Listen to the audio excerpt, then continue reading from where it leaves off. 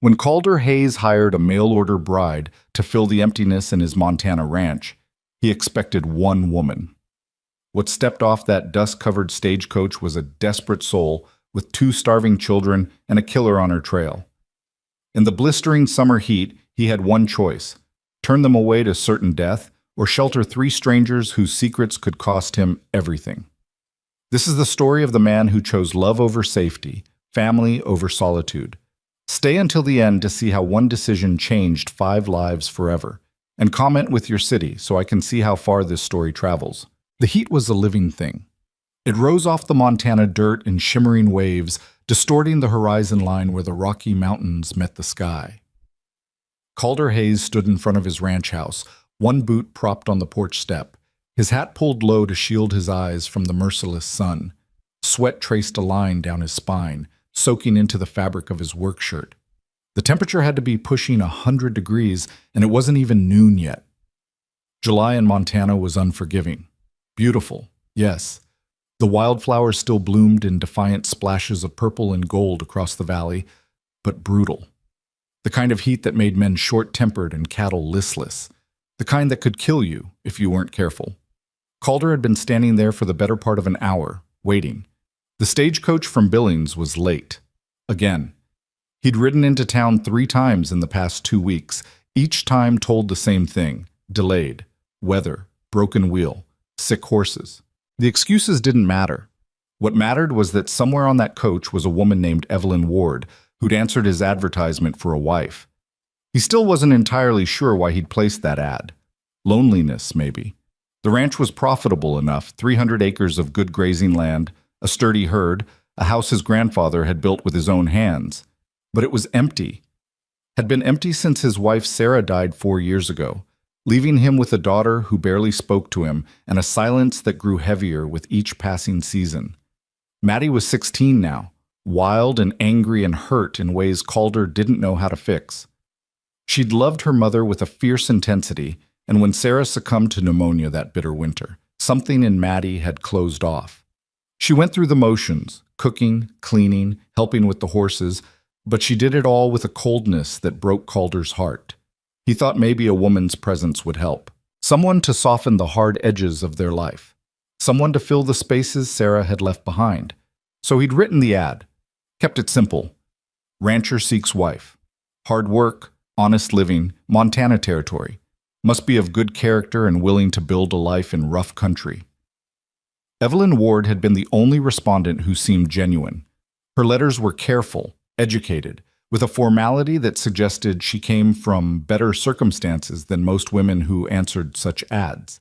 She'd been vague about her reasons for seeking a husband out west, but Calder hadn't pressed.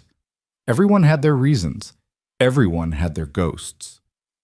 The sound of hoofbeats and creaking wheels pulled him from his thoughts. Calder straightened, shading his eyes with one hand. A cloud of dust rose from the road, and then the stagecoach emerged from it like a ship from fog. The horses were lathered, their sides heaving. The driver looked exhausted, his face burned red by the sun. The coach rattled to a stop in front of the house. "Hayes?" the driver called down, spitting into the dust. "That's right. Got your package." The man's tone was sour. He climbed down from his perch with a grunt, moving to the coach door. "Though I gotta say, this ain't what I signed up for." Calder's jaw tightened. "Something wrong?" "You'll see." The driver yanked open the door. "All right, folks, end of the line." For a moment, nothing happened. Then a hand appeared, slim, feminine, gripping the doorframe. A woman emerged, stepping carefully down onto the running board. She was younger than Calder expected, late 20s, maybe 30, with dark hair pulled back in a bun that had mostly come undone during the journey. Her dress was plain but well made, though now it was wrinkled and stained with travel dust. She had a face that might have been pretty under different circumstances, but right now it was drawn tight with exhaustion and something else. Fear. But it wasn't the woman who made Calder's breath catch. It was what came after her. A boy climbed out next, maybe 10 or 11 years old. He was thin, too thin, with dark circles under his eyes and a wariness in his face that no child should have. His clothes hung loose on his frame, and he moved with the careful economy of someone who'd learned not to draw attention. Then came a little girl. She couldn't have been more than 5. She had the same dark hair as the woman, but where the boy was wary, the girl was simply absent. Her eyes were huge in her small face, but they didn't focus on anything. She clutched a rag doll against her chest with both hands, and when the woman helped her down from the coach, she didn't make a sound. Calder stared. 3 people. 3. Miss Ward? His voice came out rougher than he intended. The woman turned to face him fully. Up close, he could see the fine bones of her face, the intelligence in her eyes, and the desperation. Mr. Hayes? She dipped her head in a gesture that might have been a curtsy under better circumstances. I apologize for the confusion. I can explain. That's 2 more than we discussed. The words came out flat, factual. I know. Her hands twisted together. I'm so sorry. There wasn't time to write and explain. I had to leave quickly, and they had nowhere else to go, and I couldn't just— Ma'am? The driver interrupted, his patience clearly exhausted. Your trunks. He'd already hauled 2 battered cases from the back of the coach and dropped them in the dust. Without another word, he climbed back onto his perch, snapped the reins, and the stagecoach lurched into motion. Within minutes, it was disappearing back down the road, leaving the 3 travelers standing in a cloud of settling dust. Silence fell over the yard. The boy's hand had moved to rest on a knife at his belt, a weapon that seemed far too large and serious for a child. His eyes never stopped moving, cataloging threats. The little girl just stared at nothing, her doll clutched tight. And the woman, Evelyn Ward, looked at Calder with an expression that was equal parts hope and dread. Mr. Hayes, she began again, I realize this isn't what you agreed to. I realize I've put you in an impossible position. If you want us to leave, I understand, but please— Her voice cracked slightly.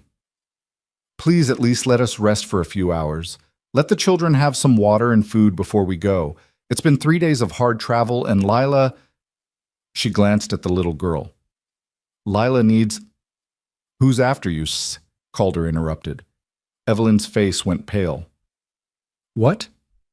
Someone's after you. I can see it in every move you make, the way you keep looking at the road, the way that boy's hand is on his knife. Calder's voice remained steady, though his mind was racing. So I'll ask again. Who's after you? For a long moment, Evelyn said nothing. The sun beat down mercilessly. A hawk cried somewhere overhead. Then she lifted her chin, and Calder saw the core of steel beneath her exhaustion. My brother-in-law, she said quietly. Victor Ward. He's hunting us, and he won't stop until he gets Lila back. Why? Because she's the only witness who can prove he murdered her mother. The words hung in the air like the heat shimmer off the road. Calder looked at the little girl again. 5 years old, silent, traumatized, a witness to murder. Every instinct he had screamed at him to send them away, to protect his daughter, his land, his life from whatever hell these 3 people had brought with them. He'd wanted a simple solution to his loneliness, not a catastrophe. Not a killer on his doorstep, not 2 broken children and a desperate woman. But then he looked at Evelyn's face, the way she stood between the children and him, like a shield despite having no power to protect them. The way the boy's thin shoulders were set in a rigid line, ready to fight even though he had no chance of winning. The way the little girl didn't even seem to know where she was anymore.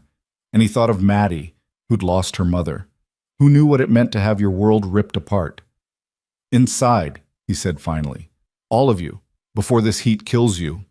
Evelyn's eyes widened. Mr. Hayes, I don't think you understand. I understand plenty. You can explain the details after you've had water and rest. He picked up both trunks with an ease that made Evelyn blink. Come on, house is cooler. He turned and headed for the porch without looking back, trusting they would follow. Behind him, he heard Evelyn's shaky exhale, the shuffle of small feet in the dust. The ranch house was built for Montana weather, thick walls, small windows, a covered porch on all sides to provide shade. Inside, it was a good 20 degrees cooler than outside, though still warm. The main room served as both kitchen and living space, with a large stone fireplace dominating one wall. Doorways led to bedrooms at the back. Calder set the trunks down and moved to the kitchen pump, working the handle until water gushed into a tin cup. He handed it to Evelyn. "Drink slow, you too." He nodded at the boy, filling another cup. Evelyn drank like a woman dying of thirst, then helped Lila drink from the same cup. The little girl's movements were mechanical, obedient but absent. The boy took his cup and drained it in 3 long swallows, his eyes never leaving Calder's face. "What's your name, son?" Calder asked. "Jonah." The boy's voice was rough from disuse. "Jonah Ward." "You any relation to Miss Ward?" "She's my aunt." Jonah's hand stayed near his knife. "Lila's my sister." "And where are your parents?"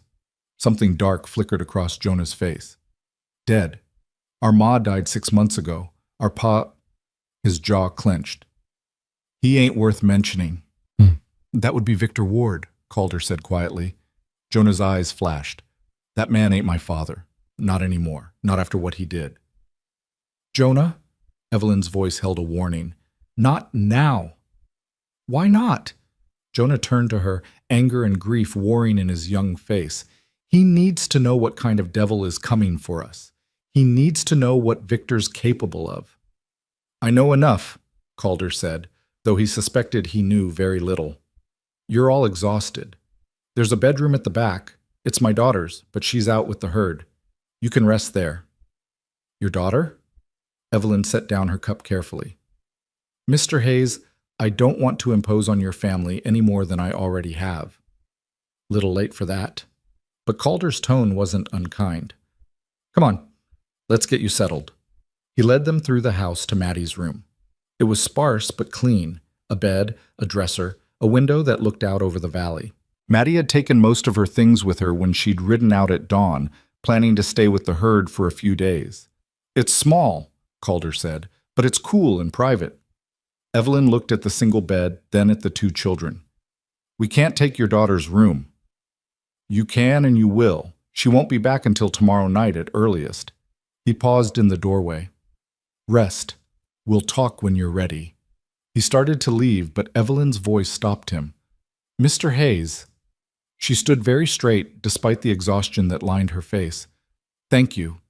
I know you have no reason to help us. I know we're not what you bargained for, but thank you for not turning us away." Calder looked at her, really looked at her. Beneath the travel dust and exhaustion, he saw a woman who'd been pushed to her absolute limit and kept going anyway. A woman who'd crossed territories with 2 children, knowing a killer was hunting them. A woman who'd answered a stranger's advertisement for marriage because it was the only door left open. "Get some rest, Miss Ward," he said finally. "We'll figure out the rest later." He closed the door and stood in the hallway for a moment, listening to the soft sounds of Evelyn helping the children remove their shoes, her low voice murmuring comfort. What the hell had he just agreed to? Calder moved back to the main room and sank into a chair at the kitchen table. Through the window, he could see the sun blazing down on his land, the pastures, the barn, the mountains rising in the distance. His land, his life. Simple and hard, and his. And now 3 strangers with a killer on their trail. He should send them away. The smart thing, the safe thing, would be to give them some supplies, point them toward the next town, and let them be someone else's problem. He had Maddie to think about, the ranch, his own life. But even as he thought it, he knew he wouldn't do it. Maybe it was because he'd seen too much death already. Sarah dying slowly, fever burning through her while he held her hand and couldn't do a damn thing to help. His own parents gone to illness and accident. He'd buried enough people. Or maybe it was simpler than that. Maybe it was the look in that little girl's eyes, the way she'd seen something so terrible it had stolen her voice. Maybe it was the boy's thin frame and warrior's stance. Maybe it was Evelyn's desperate courage. Or maybe he was just tired of being alone. The sound of a horse approaching pulled him from his thoughts. Calder moved to the window and felt his stomach tighten. Sheriff Alden Pierce was riding up the drive. Calder stepped out onto the porch, closing the door firmly behind him. Pierce was a good man, honest and fair, but he was also thorough. If he'd come all the way out from town, something was wrong. "Alden," Calder greeted him as the sheriff dismounted. "This is a surprise." Pierce was in his 50s, weathered by decades of frontier justice. He had kind eyes, but a lawman's instincts. He tied his horse to the porch rail and climbed the steps, removing his hat to wipe sweat from his brow. Calder, sorry to drop in unexpected like this. He glanced at the trunk still sitting near the door. Your mail-order bride arrive? So the whole town knew. Of course they did. Nothing stayed secret in Montana territory. She did, Calder said carefully. Just an hour ago. Traveling alone? There it was. The question that mattered. Calder met Pierce's eyes steadily. Why do you ask? The sheriff sighed, pulling a folded paper from his vest pocket. Because I got a telegram this morning from a U.S. Marshal named Victor Ward. Says his sister-in-law kidnapped his children and fled west. Says he's got legal custody and a warrant for her arrest. Calder's blood ran cold, but his expression didn't change. That so? Says she's dangerous, unstable, that she took the children after his wife died, claimed he was unfit, and ran when the court said otherwise. Pierce unfolded the telegram, reading from it. 2 children, boy about 10, girl about 5. Woman's name is Evelyn Ward. And you came to check if she's here. I came because the stage driver reported dropping off 1 woman and 2 children at the Hayes Ranch about 2 hours ago. Pierce's voice was gentle but firm. I came because I need to know if those children are safe, Calder. If there's a custody order, I have to enforce it. Even if the man requesting it is a murderer, the word hung between them. Pierce's expression tightened. That's a serious accusation. It's a serious situation. Calder kept his voice level. Before you enforce anything, Alden, I'm asking you to hear the full story, not just what some telegram says, the whole truth. Is she here? She's resting. They all are. They've been traveling for days in this heat. I need to speak with her, Calder. You will. Just give her a few hours. She's not running anywhere. Neither are the children. You have my word. Pierce studied him for a long moment. They'd known each other for 15 years, had ridden together during the range wars, shared whiskey after Sarah's funeral. Trust ran deep between them. Few hours, Pierce said finally. Then I need statements. And if there's a custody order, Calder, I have to follow it. You understand that? I understand you're a man of the law. I'm just asking you to be a man of justice first. Pierce nodded slowly, settling his hat back on his head. I'll be back at sundown. Have her ready to talk. He rode away, leaving Calder standing on the porch with dread settling in his gut like lead. Inside the house, he found Evelyn standing in the hallway. She'd heard everything. He's coming back, she whispered, her face ashen. He's going to take them. Not if we can prove Victor's guilty. Calder moved toward her. In your letters, you said you were a teacher. That means you can read and write, think clearly under pressure. So, here's what I need to know. What evidence do you have? Evelyn's hands trembled. Evidence?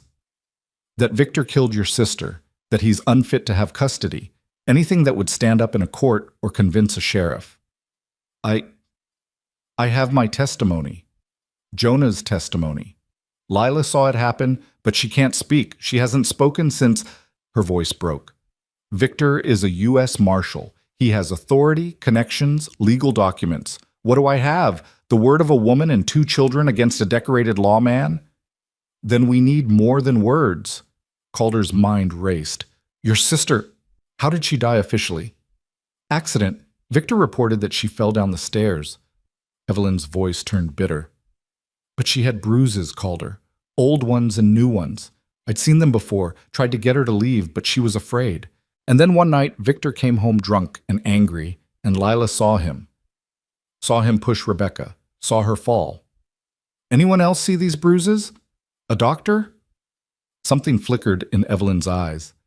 Yes, Dr. Rowan Mills. He was our family doctor in Philadelphia.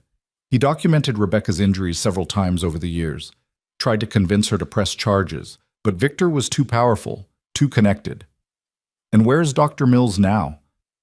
He left Philadelphia 6 months ago. I heard he moved somewhere out west, but I don't know where. Calder felt a spark of hope. If we could find him, if he still has those records, that would be proof. But how? He could be anywhere from California to Colorado. We don't have time to... 3 days, Calder interrupted. That's how long it'll take for Victor Ward to get here if he's already on his way. 3 days to find a doctor, get documentation, and build a case. Think, Evelyn. Did Mills ever mention where he was going? Any town? Any territory? Evelyn closed her eyes, clearly trying to remember.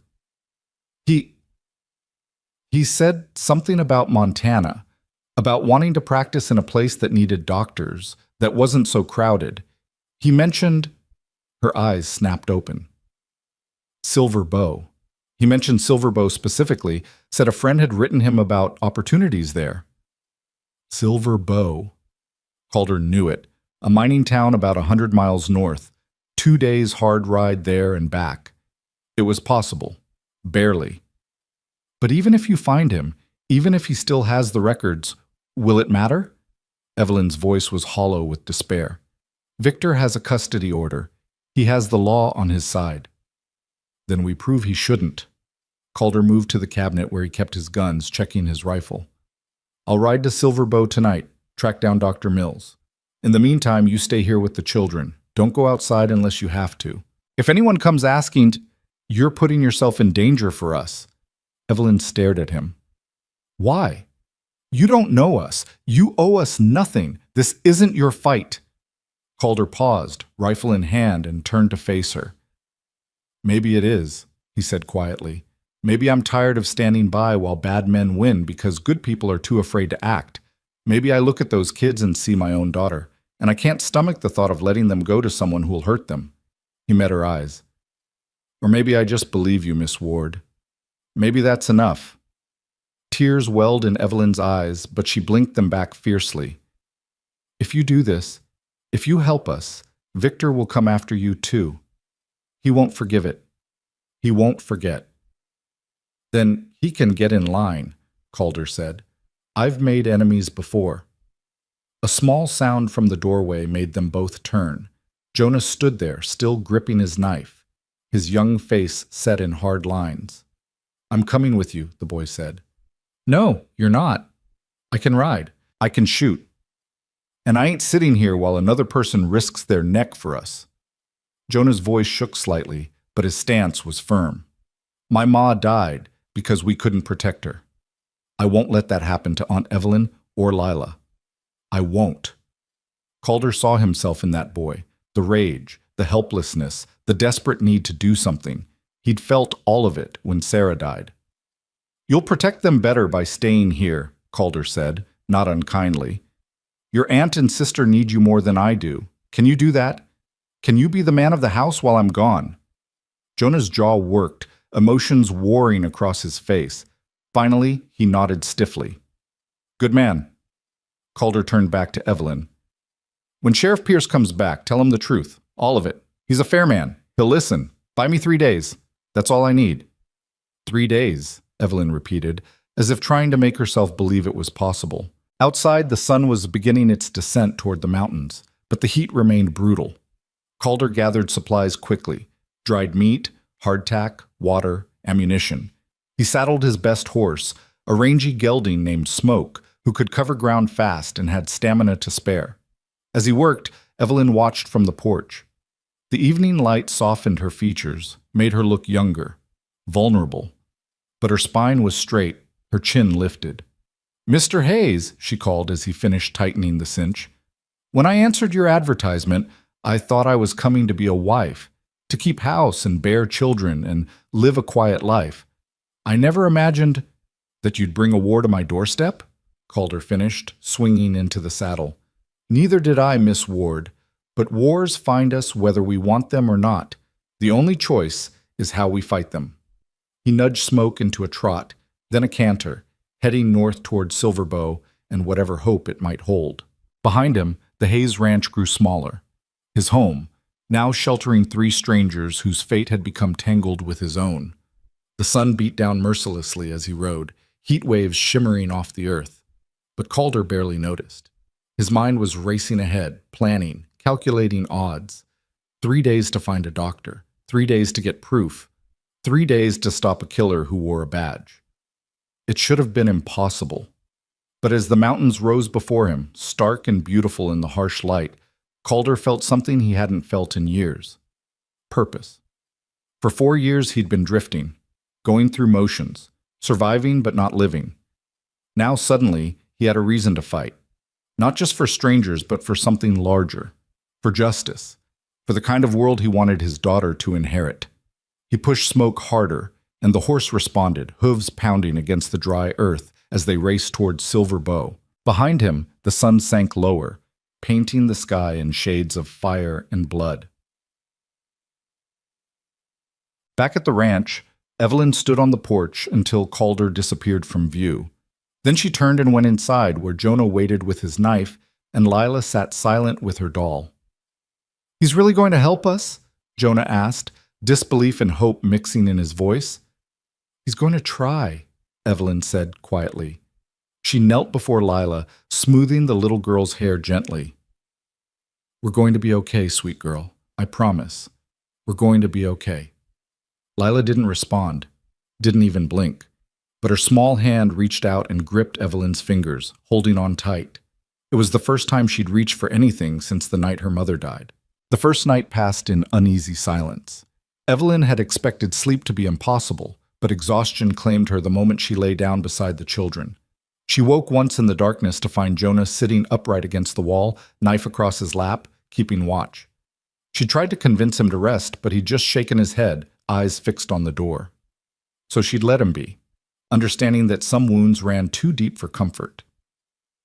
When dawn broke, painting the Montana sky in shades of coral and gold, the heat was already building. Evelyn rose quietly, leaving the children sleeping, and ventured into the main room. The house was still, but she could hear sounds from outside. Animals stirring, the distant lowing of cattle. She found water in the kitchen pump and splashed her face, trying to orient herself to this strange new reality. 24 hours ago, she'd been on a stagecoach, terrified and desperate. Now she was in the home of a man she barely knew, who'd ridden off into danger on her behalf. The front door opened, making her jump. A girl stood in the doorway, silhouetted against the morning light. She was tall and lean, with sun-bleached brown hair pulled back in a practical braid. Her clothes were dusty from riding, worn trousers, a man's shirt, boots caked with dried mud. She carried saddlebags over one shoulder and had a rifle slung across her back. For a moment, neither of them moved. Then the girl's eyes narrowed. "Who the hell are you?" Evelyn straightened, keeping her voice level. "My name is Evelyn Ward. You must be Maddie." "Must be." Maddie dropped her saddlebags with a thud that seemed deliberately loud. "And you must be the mail-order bride my father hired without bothering to tell me about." The hostility in her voice was sharp enough to cut. Evelyn had expected resentment. Of course the girl would feel displaced, but the raw anger caught her off guard. "I'm sorry," Evelyn said carefully. "I know my arrival must be a shock." "Shock?" Maddie laughed, but there was no humor in it. "Lady, I come home after 3 days with the herd to find a stranger in my house, wearing my mother's apron, and you think that's just a shock?" Evelyn looked down. She'd found the apron hanging by the stove and put it on without thinking. Now she untied it quickly, folding it with shaking hands. "You're right. I shouldn't have what? Come here? Taken advantage of a lonely man? Moved into a dead woman's home like you have any right to it?" Maddie's voice rose with each word. "Where's my father?" "He rode to Silver Bow." "Silver Bow? That's 2 days' ride. Why the hell would he—" Maddie stopped, her eyes moving past Evelyn to the hallway where Jonah had appeared, knife in hand, his face set in defensive lines. "And who is that?" "My nephew," Evelyn said quietly. "Jonah. There's also my niece, Lila. She's 5. Maddie stared at her. "You brought children." "I had no choice. Everyone has choices." Maddie's tone was withering. She crossed the room, her boots loud on the wooden floor, and began gathering supplies from the kitchen: bread, cheese, dried meat. "My father advertised for a wife. One woman, not a whole damn family. I know what he advertised for, but circumstances—" "I don't care about your circumstances." Maddie shoved the food into a sack with sharp, angry movements. "I don't care about you or your nephew or your niece. This is my home, mine and my father's, and I want you gone." The words hit like physical blows, but Evelyn forced herself to stay calm. She recognized this anger, had seen it in her students back in Philadelphia when they were hurting. Maddie wasn't angry at Evelyn specifically. She was angry at the world for taking her mother, for changing everything, for forcing her to confront the fact that life moved forward whether you were ready or not. "I understand," Evelyn said softly. "I understand you don't want us here, and if your father decides to send us away when he returns, we'll go. But right now we have nowhere else to be. So I'm asking you for just a few days to let us stay." "Asking me?" Maddie whirled around. "This isn't my decision to make, apparently. My father already made it without consulting me, just like he made the decision to advertise for a wife without asking if I wanted a new mother, just like he makes every decision about my life without caring what I think." Tears shone in her eyes now, though her jaw was clenched tight against them. "I don't want to replace your mother," Evelyn said gently. "No one could." "You're damn right about that." Maddie grabbed her saddlebags. "I'm going back out to the herd. When my father gets back, you tell him I don't want to meet his new family. Tell him I'm fine on my own." She stormed toward the door, but Jonah stepped into her path. "Move," Maddie growled. "You're angry at the wrong person," Jonah said, his young voice steady despite the tension radiating off the older girl. "Your pa didn't ask for us to show up. We're the ones who complicated his life. But he chose to help anyway. Maybe instead of being mad at him, you could try being grateful you got a father who gives a damn." Maddie's hand moved fast, faster than Evelyn could track, and suddenly Jonah was shoved back against the wall, Maddie's forearm pressed across his throat. "Don't you dare," she hissed, her face inches from his. "Don't you dare tell me how to feel about my father. You don't know anything about us, about what we've been through." "I know what it's like to lose a mother." Jonah's voice was strained but defiant. "I know what it's like to watch someone you love die while you stand there helpless. So yeah, I do know. And I also know that pushing away the people trying to help you is a good way to end up alone." For a long moment, they stayed frozen, Maddie pressing Jonah against the wall, Jonah refusing to break eye contact. Then Maddie released him abruptly and stepped back, her chest heaving. "3 days," she said, not looking at Evelyn. "You get 3 days. After that, I want you gone." She left, slamming the door hard enough to rattle the windows. Evelyn released a breath she hadn't known she was holding. "Are you all right?" Jonah rubbed his throat, nodding. "She's scared." "Scared?" "Yeah. Under all that anger, she's terrified. Terrified of losing her father the way she lost her mother. Terrified that if she lets herself care about anyone new, they'll leave too." He looked at Evelyn with eyes that seemed far too old for his age. "I recognize it because I feel the same way." Before Evelyn could respond, a small voice came from the hallway. "Evie?" They both turned. Lila stood in her nightdress, clutching her doll, her huge eyes full of confusion and fear. "I'm here, sweetheart." Evelyn moved to her quickly, kneeling down.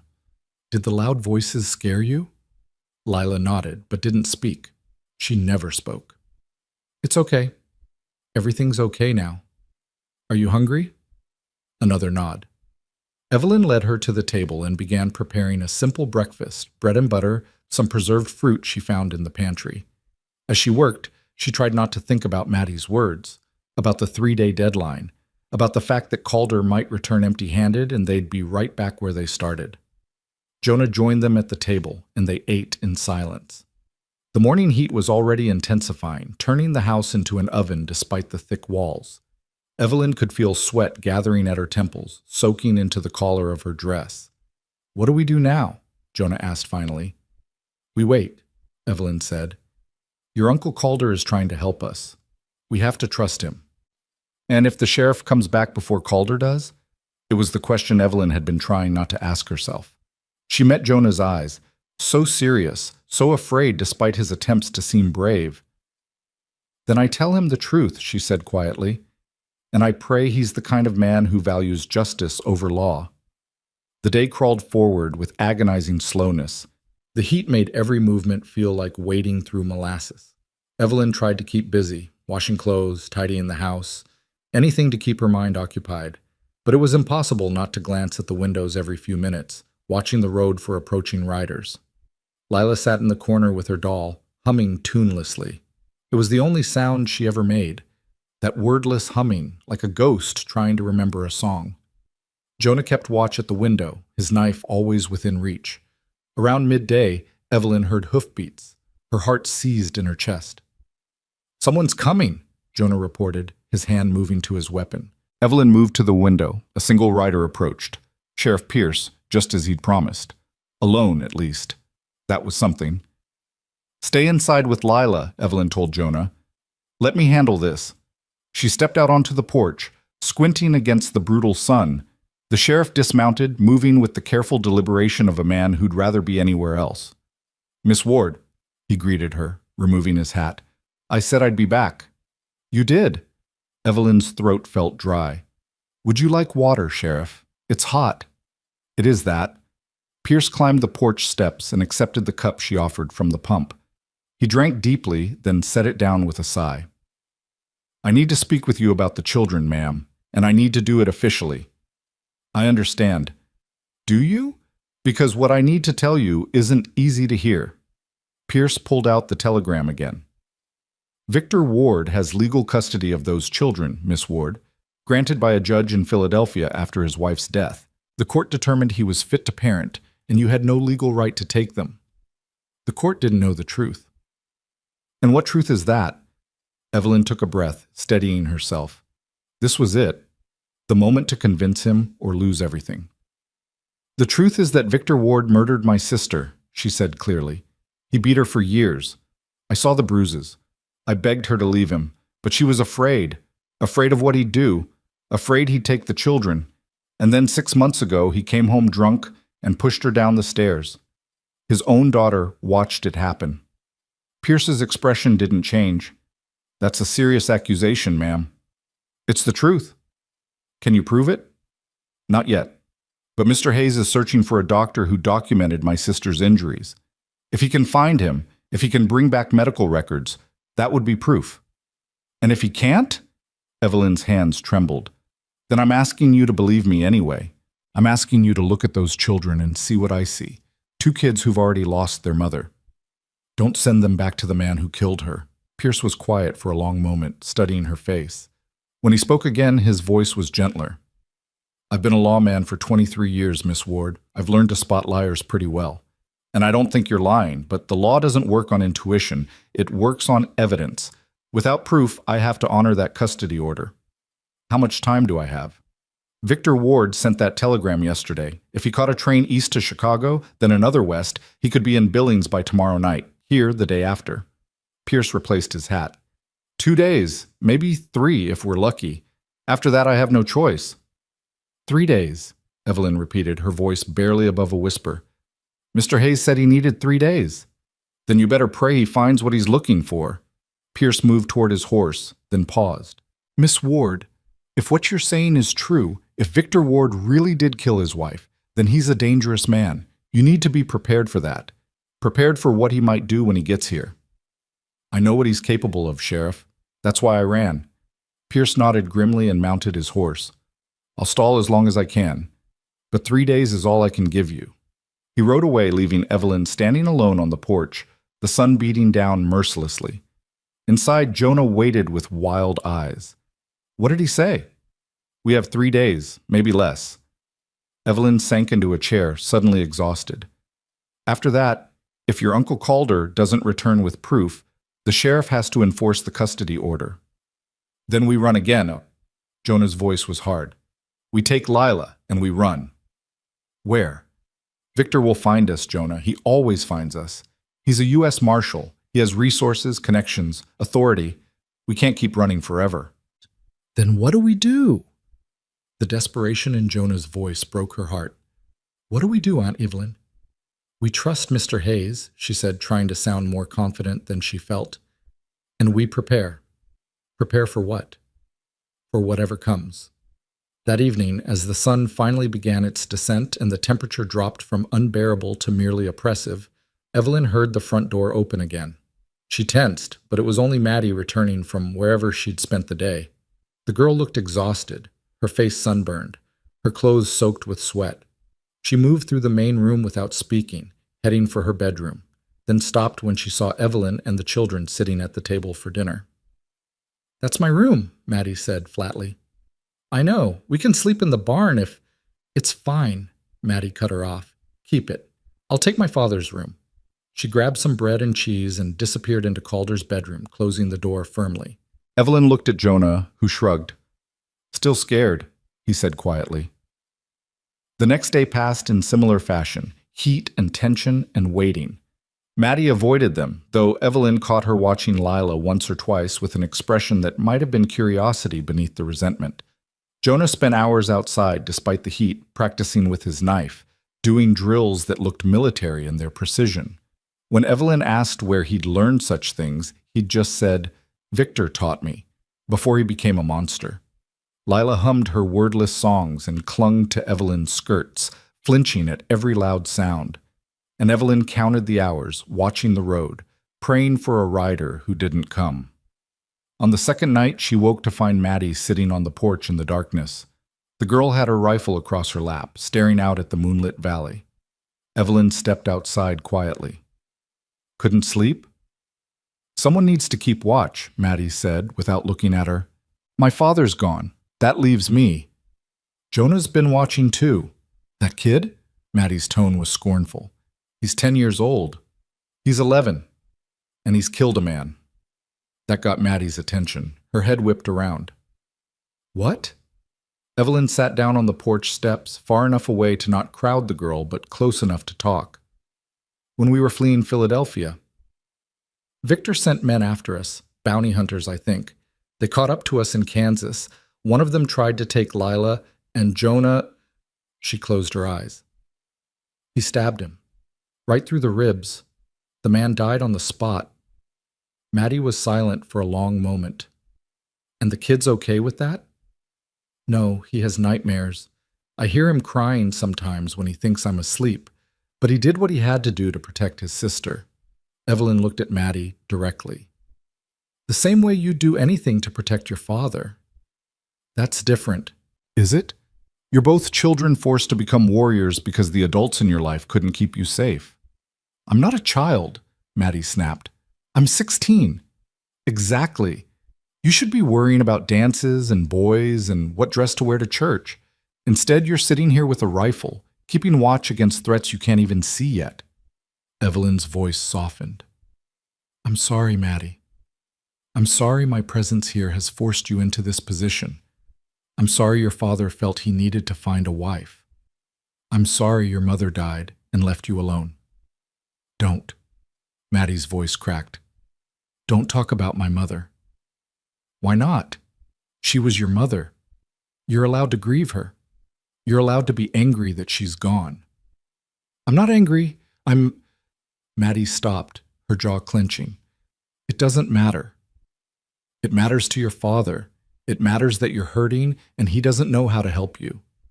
"He doesn't need to help me. I'm fine." "You're not fine. Neither is he." "Neither am I, for that matter." Evelyn leaned back against the porch post. "We're all just broken people trying to survive, trying to protect the ones we love. And sometimes that means accepting help from strangers." Maddie was quiet for so long that Evelyn thought the conversation was over. Then, in a voice barely above a whisper, the girl said, "My mother died 4 winters ago. Pneumonia. It came on fast. One day she was coughing. 3 days later she was burning with fever. And by the end of the week," she swallowed hard. "She died at night. I was holding her hand. My father was on the other side of the bed. And right at the end, she looked at me and said, 'Take care of your papa,' like she knew he'd fall apart without her." "And have you taken care of him?" "I've tried, but he's so empty. Like half of him died with her. He goes through the motions, running the ranch, feeding the animals, fixing what needs fixing. But there's no joy in it anymore.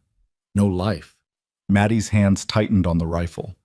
"And then he placed that advertisement, and I knew he was trying to replace her, trying to fill the hole she left behind with someone new." "He's not trying to replace her," Evelyn said gently. "You can't replace someone you love, but you can learn to live again. That's what he's trying to do. Live, not just survive." "And what about you?" Maddie turned to look at her. "Why did you answer his ad? What are you running from?" "The same thing you are. Grief and fear and loneliness. My sister was my best friend, Maddie. When she died, when she was murdered, a part of me died too. And taking Jonah and Lila wasn't just about saving them. It was about saving myself, about having a purpose beyond just existing. They sat in silence for a while, the night air finally cooling after the brutal heat of the day. Somewhere in the distance, a coyote howled. "I don't hate you," Maddie said finally. "I want to. It would be easier if I did, but I don't. I don't hate you either. Even though I've been awful to you, you've been honest. That's not the same as awful."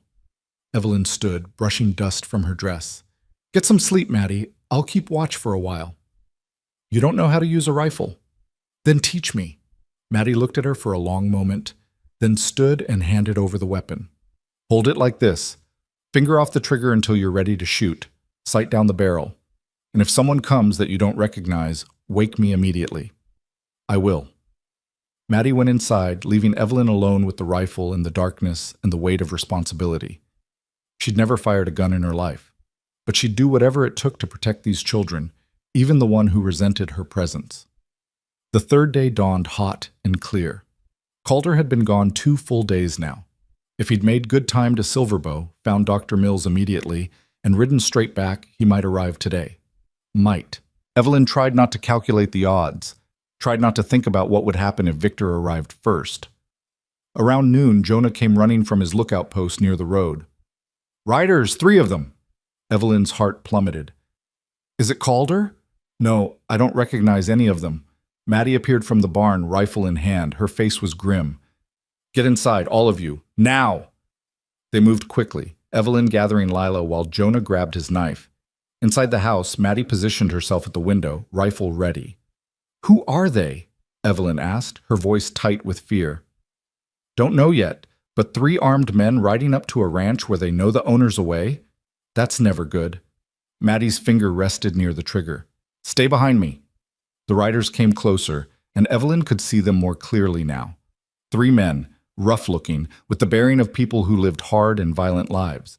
The one in front had a scar across his cheek and a badge pinned to his vest. A badge. "Oh, God," Evelyn breathed. "Oh, God, no." "What?" Maddie glanced back at her. "That's not Victor, but those are his men. He must have sent them ahead." The riders stopped in front of the house. The scarred man dismounted, his hand resting casually on his pistol.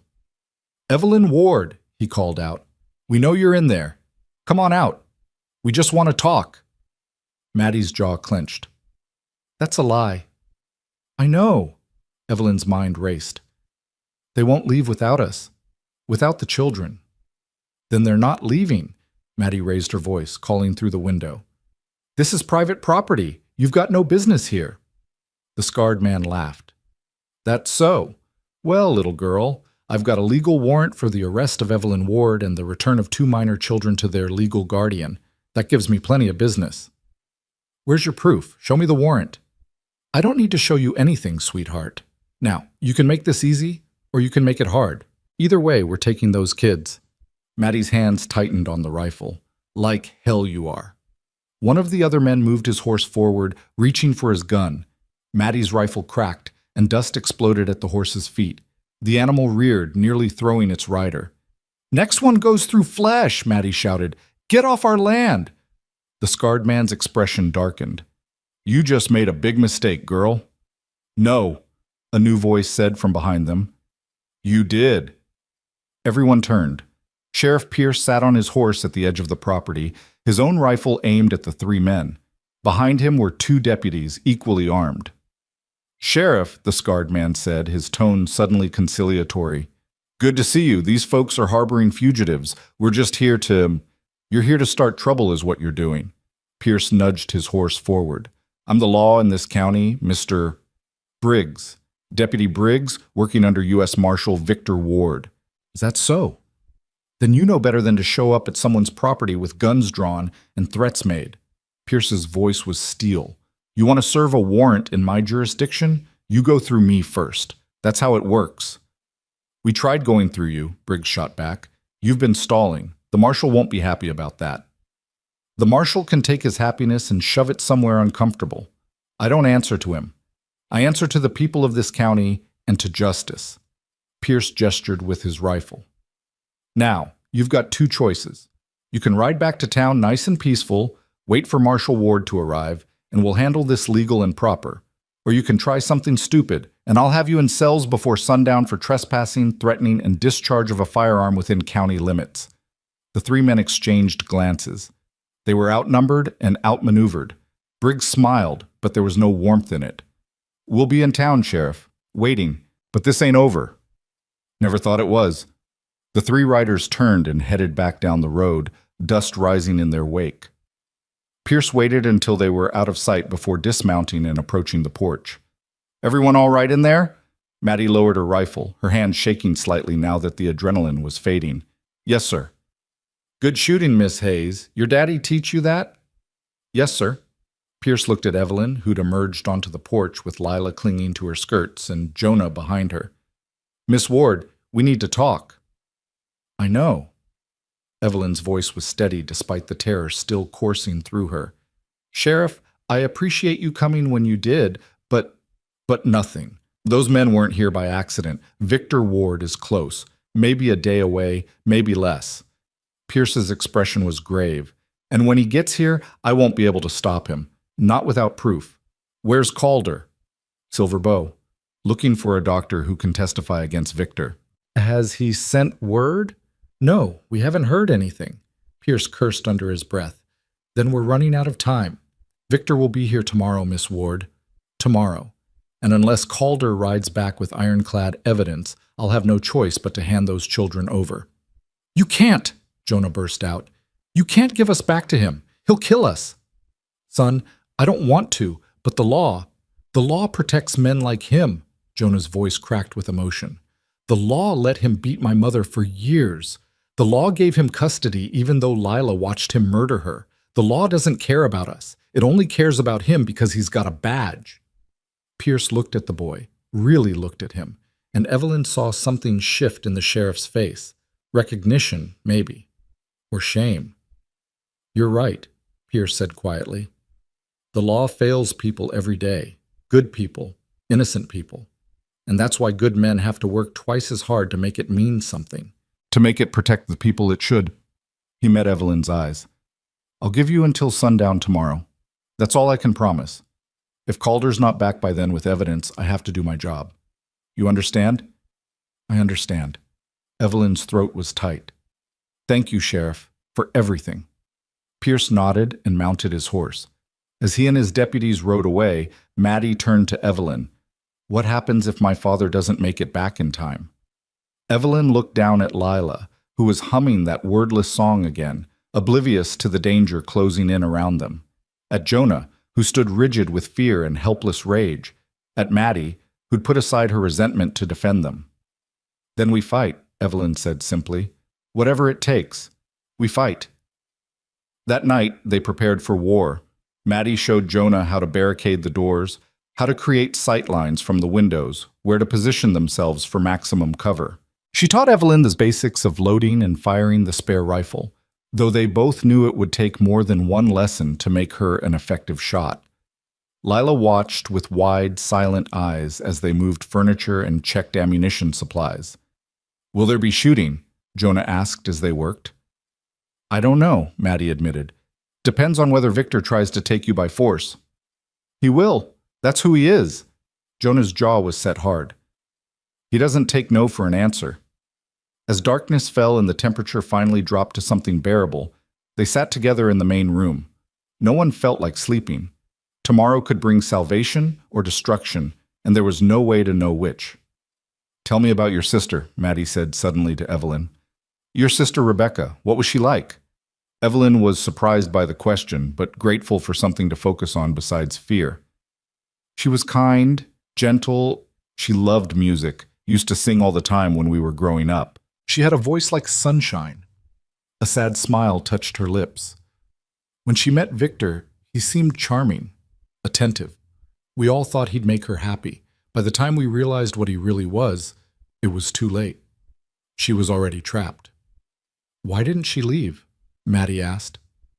She tried, once.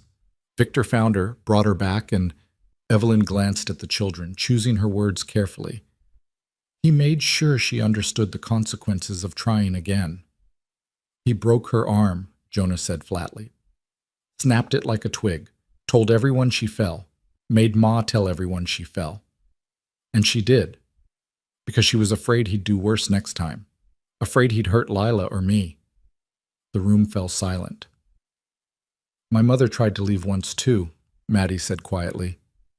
When I was little, my real father, before Calder adopted me, he was a drunk, mean when he drank. One night he hit her, and she packed a bag and took me to her sister's house. But then he came apologizing, crying, promising to change, and she believed him. Maddie's hands clenched in her lap. He died in a bar fight 6 months later, and then my mother met Calder, and everything got better. He saved us. That's what your father's trying to do now, Evelyn said gently. Save us. I know. Maddie looked at her with eyes that suddenly seemed much older than 16. I know. That's why I've been so angry, because I'm afraid he won't come back. Afraid something will happen to him, and I'll lose another parent. It's not you I'm mad at. It's the situation. It's the unfairness of it all. I understand, Evelyn said. Believe me, I understand. They sat together in the lamplight, 4 people bound by fear and hope, and the desperate need to believe that good men still existed, that justice could still prevail, that tomorrow wouldn't bring the end of everything. Outside, the Montana night was vast and star-filled and beautiful. And somewhere in that darkness, a killer was riding closer. Dawn came too quickly, painting the sky in shades of amber and blood. Evelyn hadn't slept at all. None of them had. They'd taken turns at the windows through the long night, watching the road, listening for the sound of approaching horses. But the darkness had remained empty, offering neither salvation nor threat. Now, with the sun climbing over the mountains and the heat already building, Evelyn felt the weight of the deadline pressing down on her chest like a stone. Sundown. That's what Sheriff Pierce had said. Sundown was when their time ran out. She moved through the house mechanically, preparing breakfast that no one would eat. Her hands trembled as she worked the pump, filled the kettle, sliced bread. Behind her, Jonah sat at the table cleaning his knife for the 3rd time that morning. Maddie stood at the window, motionless as a statue, rifle cradled in her arms. Lila was the only one who seemed unaware of the tension.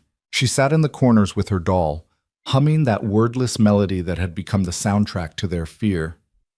Maybe your father found the doctor, Evelyn said, trying to inject hope into her voice. Maybe he's riding back right now with all the evidence we need. Maybe, Maddie replied, but her tone suggested she didn't believe it. Or maybe Victor got to Silverbow first. Maybe my father's lying in a ditch somewhere with a bullet in his back. Don't say that. Why not? It's possible. Victor's a U.S. Marshal with connections everywhere. You think he doesn't have people watching the roads? People who'd report if someone was asking questions about him? Maddie's knuckles were white on the rifle. My father rode into danger because of us, because of you. If something happens to him, it'll be because he chose to help, Jonah interrupted, his voice hard. Nobody forced him.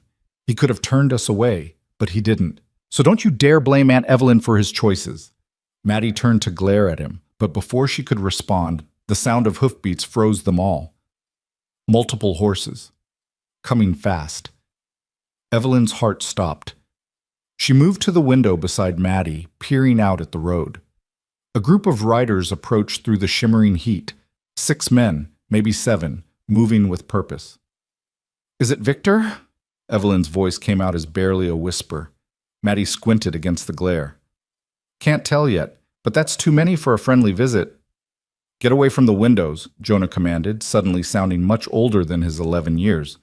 Both of you, if they start shooting— They won't shoot, a voice said from the doorway.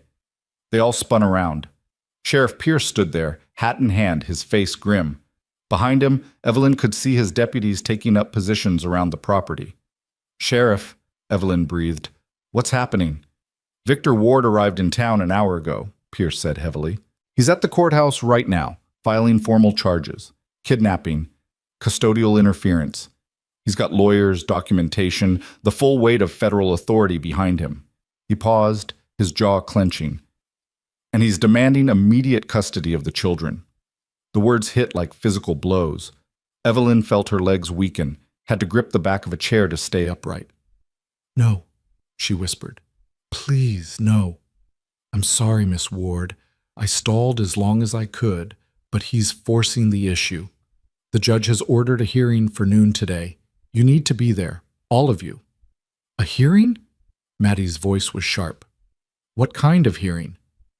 "An emergency custody hearing. Victor's claiming the children are in immediate danger. Says you've brainwashed them, Miss Ward. Says you're mentally unstable and a threat." Pierce looked genuinely pained. "Without evidence to counter his claims, the judge will have no choice but to return the children to their legal guardian." "Then I won't go," Evelyn said, her voice growing stronger with desperate determination. "I won't take them to him. You'll have to drag us there." "Please don't make me do that." Pierce's eyes held a plea. "Come voluntarily. Tell your story. Maybe the judge will listen. Maybe nothing," Jonas shouted, his hand on his knife. "This is all just pretend. Victor's already won and you know it. He's got the law on his side, got the badge, got the power. We're just kids and a woman. Nobody cares what we say." "I care," Pierce said quietly, "and Judge Morrison is a fair man. If you can give him reason to doubt Victor's fitness as a father, he might delay the custody transfer. Might give us more time to find real evidence." "Time," Evelyn repeated bitterly. "That's all anyone ever offers. More time. But time won't save us if Calder doesn't—" Her voice broke. "If he doesn't come back." "Then we pray he does," Pierce said. "In the meantime, you need to come to the courthouse. You need to face this head on, because if you run, if you hide, Victor wins by default. At least this way you have a chance."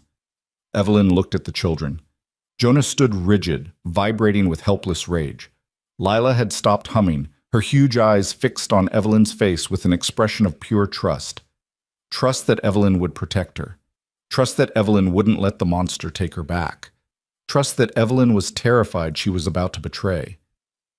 "All right," she said finally, her voice hollow. "We'll come." The ride into town felt like a death march.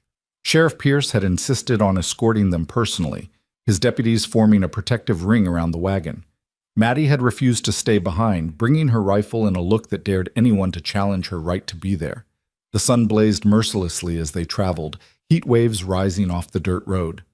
Evelyn held Lila close, feeling the little girl's rapid heartbeat against her chest. Jonah sat across from them, his face like stone, his hand never leaving his knife.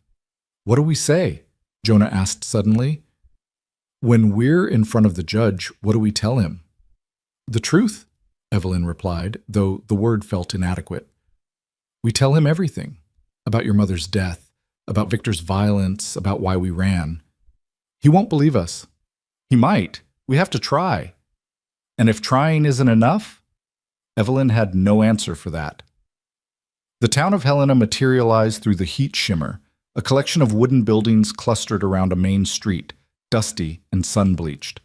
The courthouse sat at the end of the street, a two-story structure that somehow managed to look both official and temporary, like everything else in Montana Territory. A crowd had gathered outside. Evelyn's stomach dropped when she saw them, townspeople drawn by gossip and spectacle, curious faces turning to watch as the wagon approached. And standing on the courthouse steps, surrounded by well-dressed men who could only be lawyers, was Victor Ward. He looked exactly as Evelyn remembered, tall and handsome in a cold way, with dark hair going gray at the temples and eyes like chips of ice. He wore his marshal's badge prominently on his vest, along with an expensive suit that screamed authority and respectability. When he saw them, his mouth curved in a smile that didn't reach those frozen eyes. "Evelyn," he called out, his voice carrying across the street, "how good to see you, and my children. Jonah, Lila, come here to your father." "You're not our father," Jonah shouted back, his young voice cracking with emotion. "You're a murderer," the crowd murmured. Victor's smile never wavered, but Evelyn saw his jaw tighten fractionally.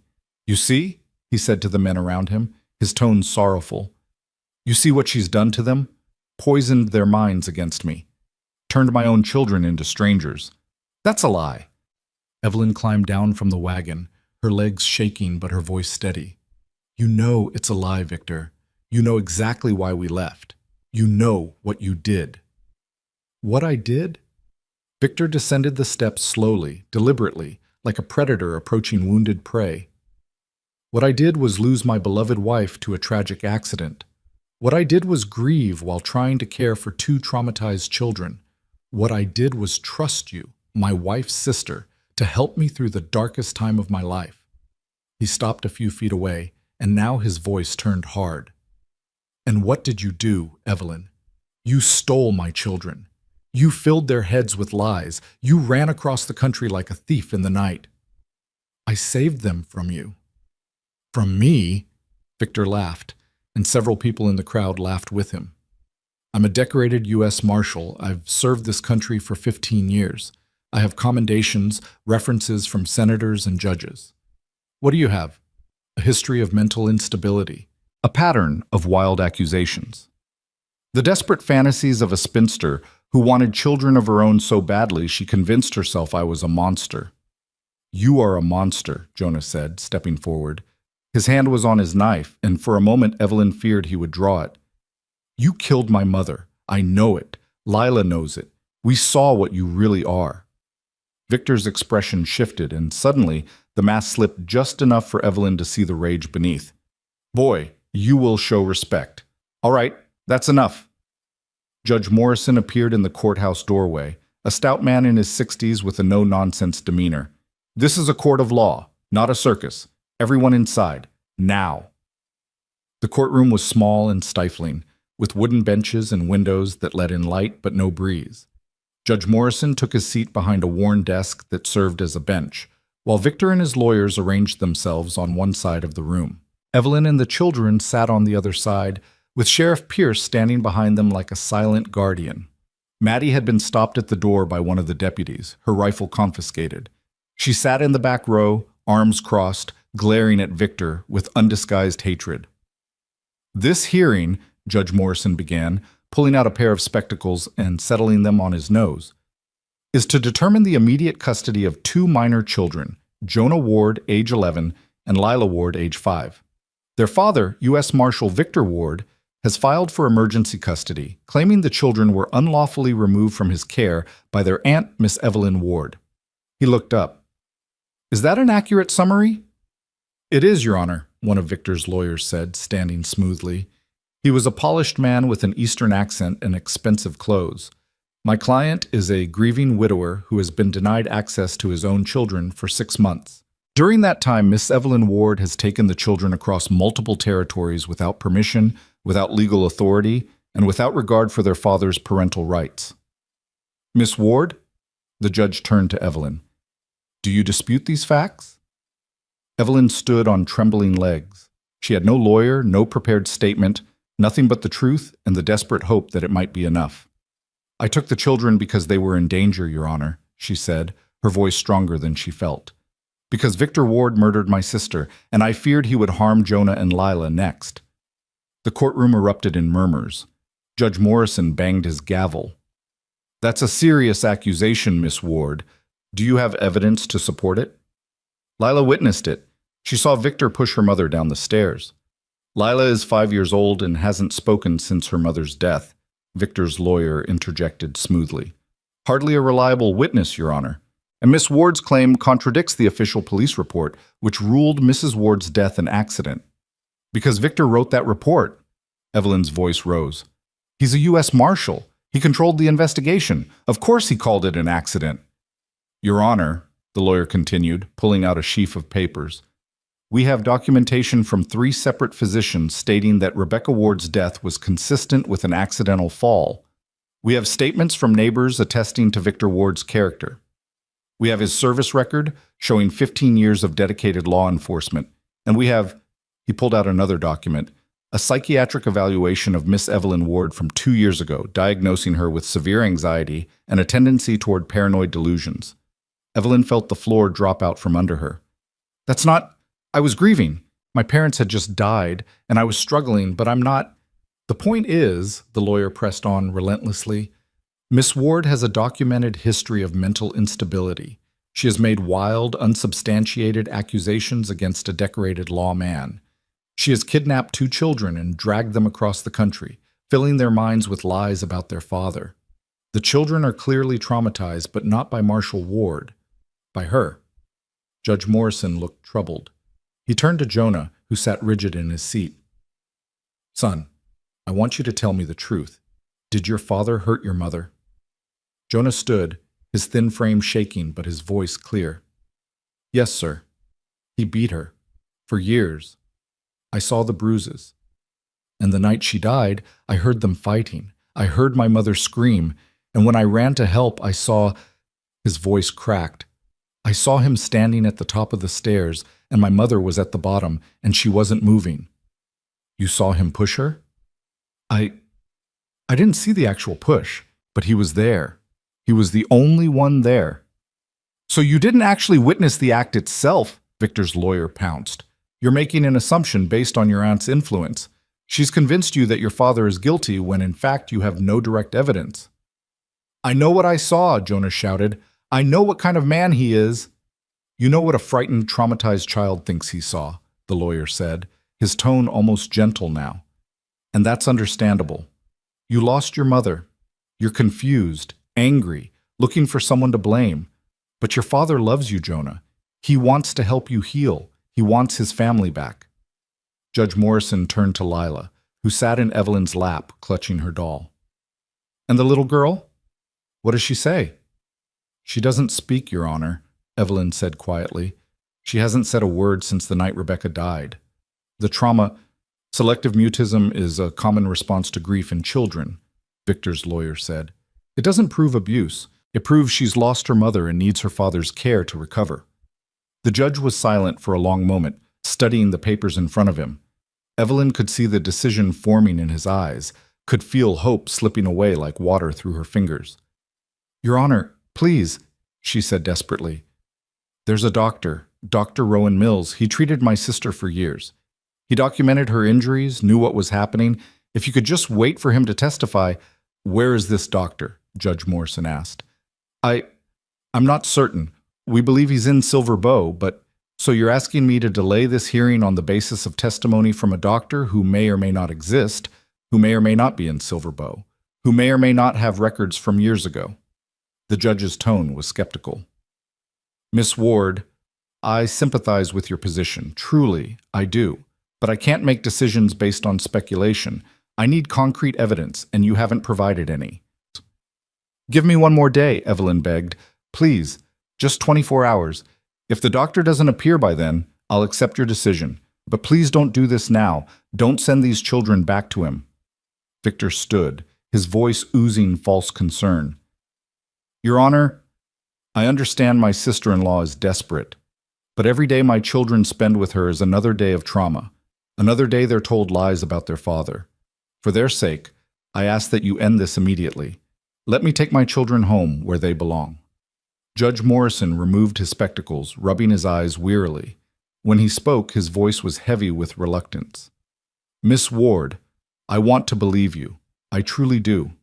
But without evidence, without corroboration, without any proof beyond your word and a child's confused memories, I cannot justify keeping these children from their legal guardian. Marshall Ward has presented compelling documentation of his fitness as a parent. You have presented accusations and fears. He paused. I'm sorry. But my decision is to return Jonah and Lila Ward to their father's custody, effective immediately. The words landed like a death sentence. Evelyn felt Lila's small body go rigid in her arms. Jonah made a sound like a wounded animal. Even Maddie gasped from the back of the room. No, Evelyn whispered. No, please.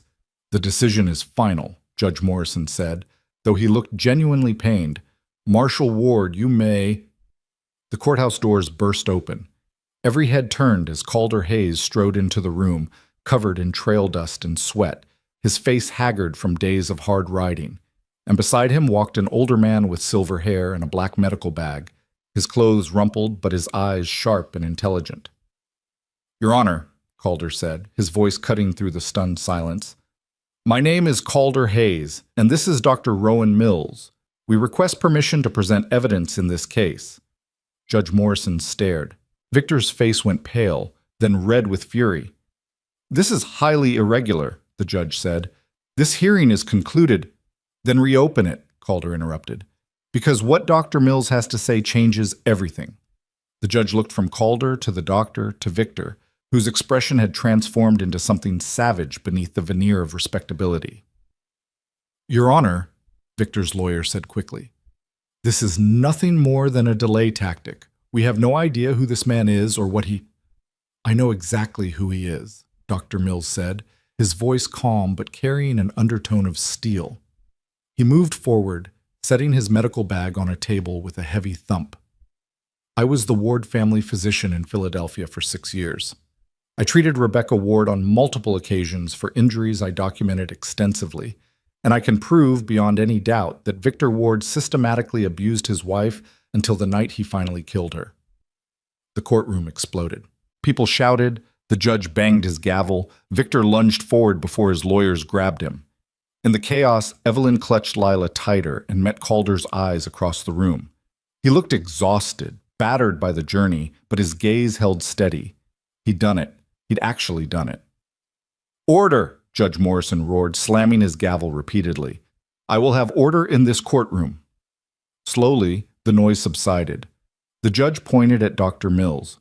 You say you have evidence? I do, Your Honor. Dr. Mills opened his bag and pulled out a thick ledger. This is my medical journal from my time in Philadelphia. It contains dated entries for every treatment I provided to Rebecca Ward. He opened it, flipping through pages. March 17th, 1874. Patient presented with bruising to the ribs and upper arms, consistent with gripping and blunt force trauma. Patient claimed to have fallen, but injuries suggest otherwise. June 2nd, 1874. Patient presented with a broken wrist, facial contusions, and defensive wounds on her forearms. Again, patient claimed accident, but pattern indicates domestic violence. He continued reading, his voice never wavering, documenting years of abuse in clinical, devastating detail. With each entry, Victor's expression grew darker, his lawyers' faces more troubled. October 15th, 1874. Patient presented with bruising around her throat, consistent with strangulation. She broke down during the examination and confessed her husband was responsible. I urged her to press charges. She refused, citing fear for her children's safety. Dr. Mills looked up, his eyes boring into Victor. I documented everything because I knew that one day this man would kill her, and I was right. Your Honor, this is hearsay, Victor's lawyer protested, but his voice lacked conviction. These are old notes. They don't prove... They prove a pattern, Judge Morrison said quietly. He gestured to Dr. Mills. Continue. The last time I saw Rebecca Ward alive was January 10th, 1875. She came to me with cracked ribs and a concussion. She told me Victor had beaten her because dinner was late. She was terrified, talking about running away with the children. I gave her money for train tickets. I told her she had to leave before it was too late. Dr. Mills's voice grew thick with emotion. 2 weeks later, I received news that she died in a fall down the stairs. I didn't believe it then. I don't believe it now. The judge turned to Victor, whose mask had finally shattered completely. His face was twisted with rage, his hands clenched into fists. Marshal Ward, do you have a response to these allegations? This is a conspiracy, Victor snarled. A fabrication designed to destroy me. That woman, he pointed at Evelyn, she's convinced this doctor to lie. She's paying him, bribing him. I don't know, but it's all false. I kept photographic evidence, Doctor, Mills said calmly. He reached into his bag again and pulled out a folder. These are pictures I took of Rebecca's injuries over the years, with her permission, for documentation purposes. He laid the photographs on the judge's desk. Evelyn couldn't see them from where she sat, but she saw Judge Morrison's face go gray. Saw him flip through the images, his expression hardening with each one. Dear God, the judge whispered. Your Honor, photographs can be doctored. They can be... Enough! Judge Morrison's voice cut through the lawyer's protests like a blade. He stood, and when he spoke again, his tone was glacial. I have seen enough evidence to believe that Victor Ward poses a credible threat to his children. I am hereby reversing my earlier decision. Custody of Jonah and Lila Ward is to remain with their aunt, Evelyn Ward, pending a full criminal investigation into Rebecca Ward's death. You can't do this, Victor roared, surging to his feet. I have rights. I'm a U.S. Marshal. You can't just... You're a murderer, Judge Morrison said flatly, and I'm ordering your immediate arrest on suspicion of domestic violence and manslaughter. Sheriff Pierce? Pierce moved forward, his hand on his gun. Victor Ward, you're under arrest. What happened next occurred so fast that later Evelyn would struggle to remember the exact sequence of events. Victor's hand flashed to his belt, drawing a concealed pistol. People screamed, diving for cover. Pierce drew his own gun, but Victor was faster, firing a shot that splintered the wood near the sheriff's head. "Nobody move!" Victor shouted, swinging the gun around wildly. His eyes found Lila, still in Evelyn's lap. "Give me my daughter. Give her to me now, or I start killing people." "Don't do this," Evelyn said, her voice shaking. She held Lila tighter, feeling the little girl's silent terror. "Don't make it worse." "Worse?" Victor laughed, a terrible sound. "How could it be worse? You've taken everything from me. My wife, my children, my reputation. You've destroyed my life with your lies." "They're not lies," Jonah said. He'd somehow moved during the chaos, positioning himself between Victor and Evelyn. His knife was in his hand now, held with a competence that spoke of training and determination. "Everything Dr. Mills said is true. Everything Aunt Evelyn said is true. You killed my mother, and you're not taking Lila. You're not taking either of us. Boy, put down that knife." Victor's gun centered on Jonah's chest. "I'm your father. You will obey me." "You're not my father. You're nothing." For a moment, the world hung suspended. Evelyn could hear her own heartbeat, feel Lila's rapid breathing, see the calculation in Victor's eyes as he decided whether to shoot. Then Calder moved. He'd been standing near the wall, unnoticed in the chaos. Now he crossed the distance between himself and Victor in 3 long strides, grabbing the man's gun hand and wrenching it upward. The pistol discharged, the bullet burying itself in the ceiling. Men shouted, rushed forward. Victor and Calder went down in a tangle of limbs, fighting for control of the weapon. They rolled across the floor, smashing into benches, both men's faces contorted with effort. Victor was younger, trained in combat, but Calder was fueled by something stronger than training. He was protecting his family. The gun went skittering across the floor. Pierce dove for it, securing it before turning to help Calder. Together they wrestled Victor into submission, though the man fought like a wild animal, screaming obscenities and threats. "You're all dead!" he shrieked as Pierce snapped handcuffs on his wrists. "All of you! I'll kill you! I'll find you, and I'll kill you!" "Shut up," Pierce said, hauling Victor to his feet. "Deputies, get him out of here, and keep him away from sharp objects." They dragged Victor from the courtroom, his threats and curses echoing down the hallway until a door slammed, cutting off the sound. Silence fell, broken only by ragged breathing and the soft sound of Lila's humming. She'd started again during the fight, that wordless melody, her mind retreating to the only safe place it knew. Judge Morrison slowly sat back down, his hands shaking as he tried to restore order to his disheveled papers. "Miss Ward," he said finally, "I apologize. I nearly made a terrible mistake." Evelyn couldn't respond. She was shaking too hard, her arms locked around Lila, tears streaming down her face. Calder approached slowly, carefully, like someone approaching a frightened animal. His shirt was torn, blood on his lip where Victor had landed a blow, but his eyes were gentle. "It's over," he said quietly. "It's really over." Evelyn looked up at him through her tears. This man who'd been a stranger days ago. This man who'd ridden hundreds of miles to save them. This man who'd fought for them, risked everything for them. "Thank you," she whispered. "I don't know how to thank you." "You already did, by trusting me." Calder glanced at Jonah, who stood nearby still gripping his knife, his young face stunned. "You all right, son?" Jonah nodded jerkily. Then his composure cracked, and suddenly he was crying, great gasping sobs that shook his thin frame. Evelyn reached for him with one arm, pulling him close, and he collapsed against her, all his fear and rage and relief pouring out at once. Dr. Mills approached, his lined face kind. "The children will need care, professional care, the trauma they've experienced." He looked at Lila, who stared at nothing, humming. "Especially the little one. Selective mutism can last months, even years. She'll need patience, safety, consistency."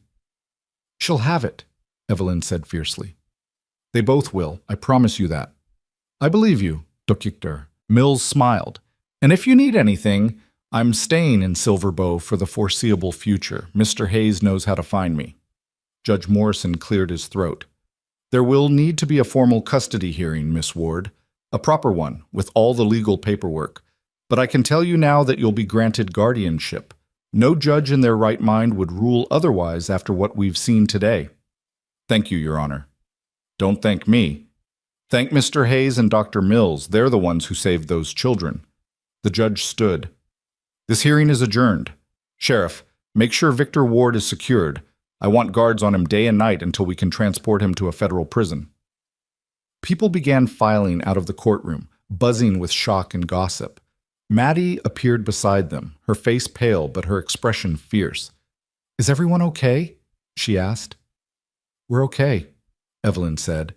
She looked at Maddie, seeing past the girl's tough exterior to the fear beneath. Thanks to your father.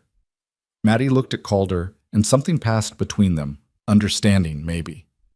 Forgiveness. Her hand reached out and gripped his arm briefly. You came back, she said quietly. Of course I came back. Calder's voice was rough with emotion. I'll always come back. As they walked out of the courthouse into the blazing afternoon sun, Evelyn felt something shift inside her. The fear that had been her constant companion for 6 months began to loosen its grip. Not gone. It would take time for that, but diminished. Victor Ward was in custody. The children were safe. And somehow, impossibly, they'd found refuge with a stranger who'd become something more. Jonah walked beside Calder, the man's hand resting on the boy's shoulder in a gesture of protection and comfort. Maddie carried Lila, murmuring softly to her, and Evelyn followed, feeling the Montana sun on her face, warm but no longer threatening. For the first time in longer than she could remember, the heat didn't feel like punishment. It felt like life. They didn't speak much on the ride back to the ranch. The wagon creaked through the afternoon heat, dust rising in lazy clouds behind them. But the oppressive weight that had pressed down on them for days had finally lifted. Evelyn held Lila in her lap, feeling the little girl's body gradually relax as the miles passed and the courthouse fell behind them. Jonah sat beside Calder on the driver's bench, his knife finally sheathed, his shoulders slowly coming down from their rigid defensive position. Maddie rode alongside on her horse, occasionally glancing at them with an expression Evelyn couldn't quite read. Not hostility anymore. Something softer. Something like acceptance, maybe. Or at least the beginning of it. As the ranch came into view, its weathered buildings golden in the late afternoon sun, Evelyn felt an unexpected sense of homecoming. She'd only been here 3 days. 3 days that felt like 3 years. But something about the place had already embedded itself in her chest, taken root in ways she hadn't anticipated. Calder pulled the wagon to a stop in front of the house and climbed down stiffly, his body clearly feeling the effects of days of hard riding and the fight with Victor.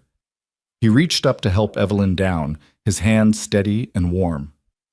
You should rest, she said, noting the exhaustion in his face. You've barely slept. Neither have you. His voice was quiet, meant only for her. But you're right. We could all use rest. Real rest, without fear. The words settled over them like a blessing. Rest without fear. What a luxury that seemed now. Inside the house, the air was cooler, dimmer. Evelyn settled Lila on the sofa with her doll, then turned to find Maddie standing in the doorway, still holding her rifle. I'm sorry, the girl said abruptly. Evelyn blinked. What? I'm sorry for how I've been, for the things I said, for... Maddie's jaw worked, emotions flickering across her face. For not trusting my father's judgment. He knew what he was doing when he brought you here. I just couldn't see it. You were protecting him, Evelyn said gently. And yourself. There's nothing to apologize for. There is, though. Maddie set her rifle by the door and moved further into the room. I see it now. What you did for those kids, the risk you took, the sacrifice. You could have stayed in Philadelphia, safe and comfortable, but you chose to fight. You chose them. She glanced at Lila, then back to Evelyn. My mother would have done the same thing. She would have liked you." The words hit harder than Evelyn expected. She felt tears prick her eyes, but blinked them back. "Thank you," she said quietly. "That means more than you know." Calder emerged from his bedroom, having changed out of his trail-dusty clothes into clean ones. He looked at the two women standing together, and something in his expression softened. "Maddie, you hungry? I could use help preparing supper." It was an olive branch, and Maddie took it. "Yeah, I'm starving, actually." They moved to the kitchen together, father and daughter working in practice coordination. Evelyn watched them for a moment, seeing the easy comfort between them despite the tension of recent days. Then she turned her attention to Jonah, who'd been standing by the window, silent and still. "Jonah? You all right?"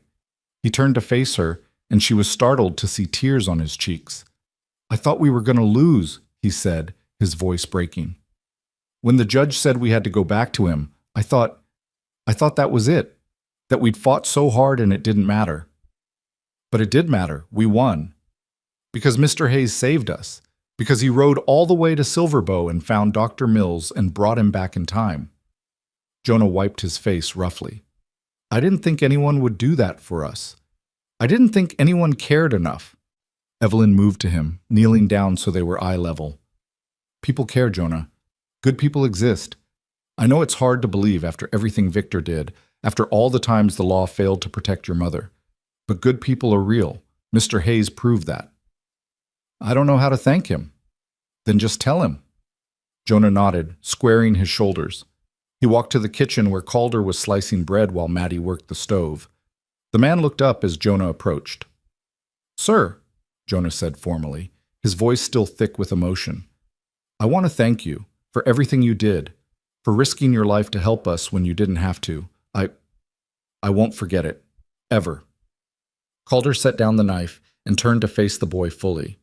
For a moment he just studied him, this thin child who'd been forced to grow up too fast, who carried a knife and knew how to use it, who'd seen horrors no child should witness.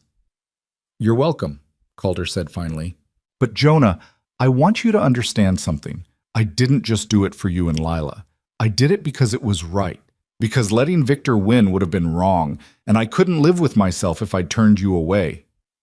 He paused. "And I did it because somewhere along the way you all stopped being strangers. You became family."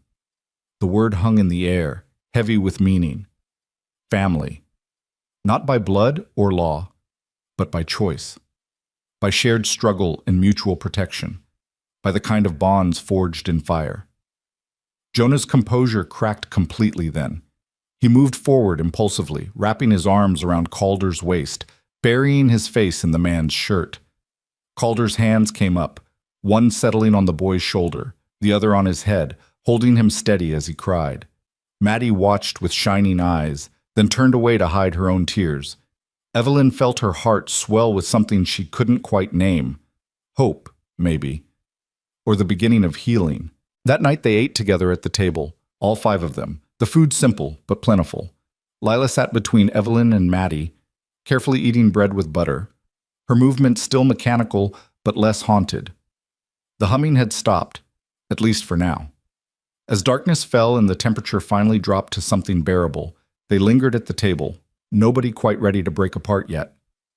"What happens now?" Maddie asked. "With Victor, will there be a trial?" "There will," Calder confirmed.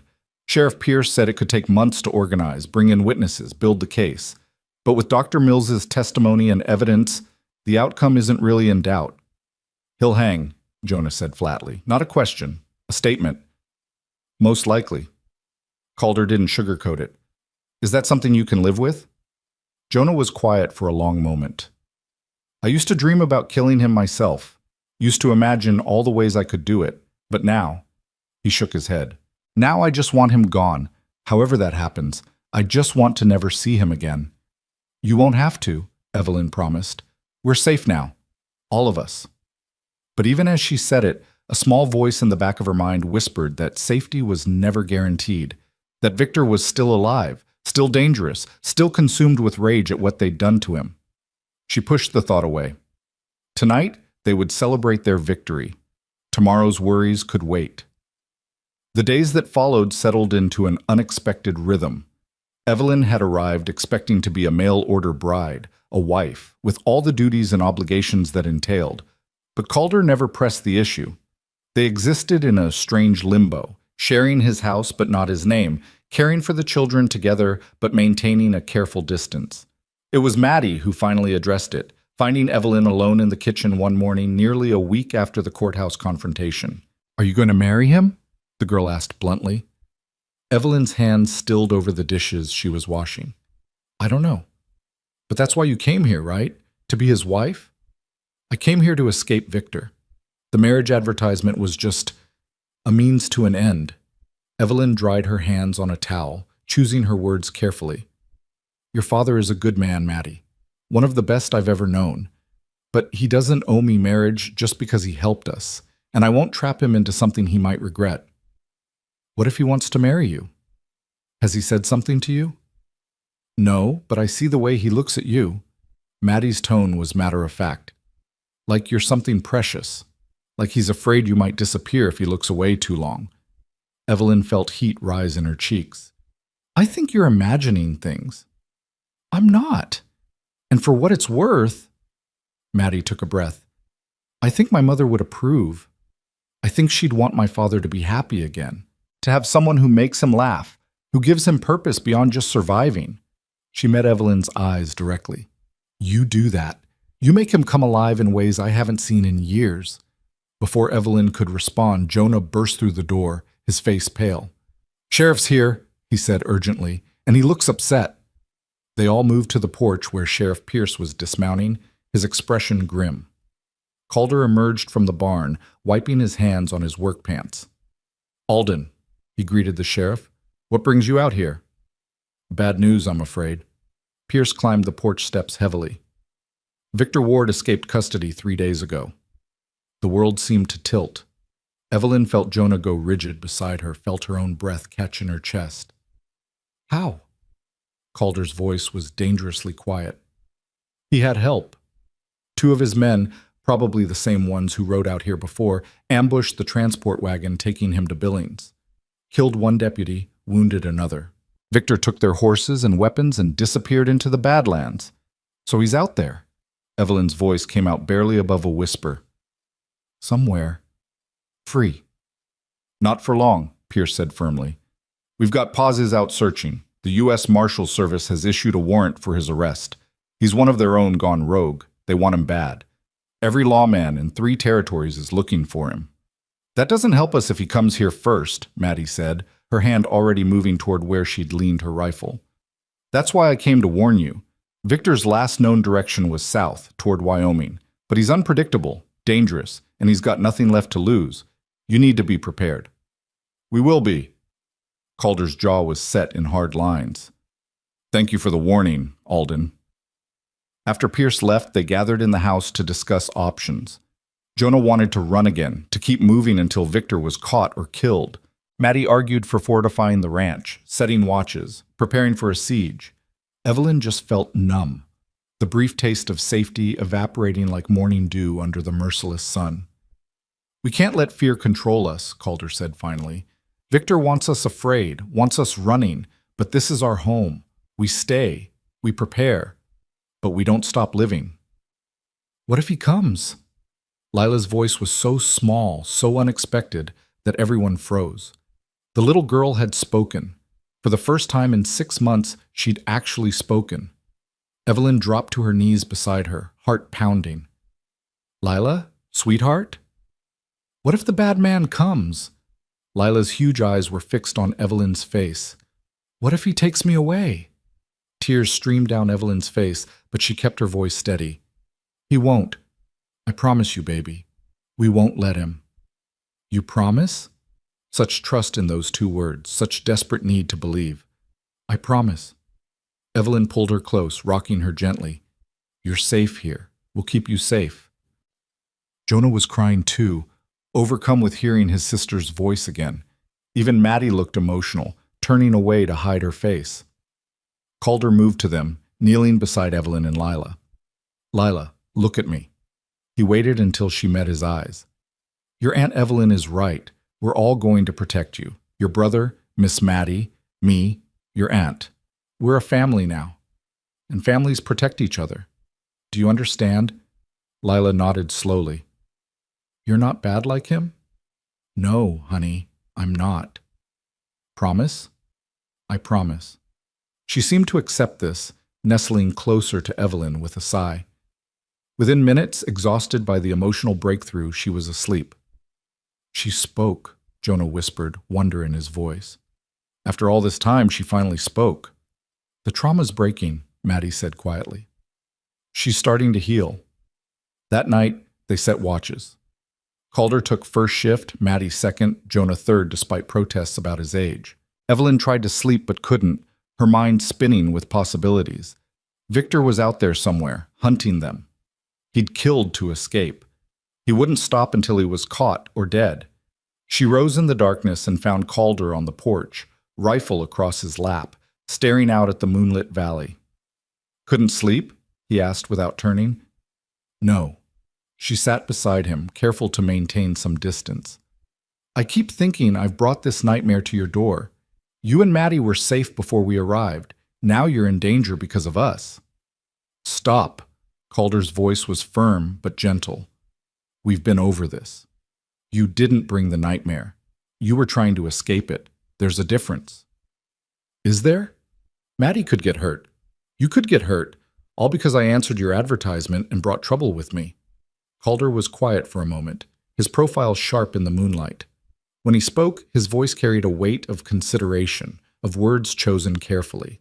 When Sarah died, I thought my life was over. Not literally, but in every way that mattered.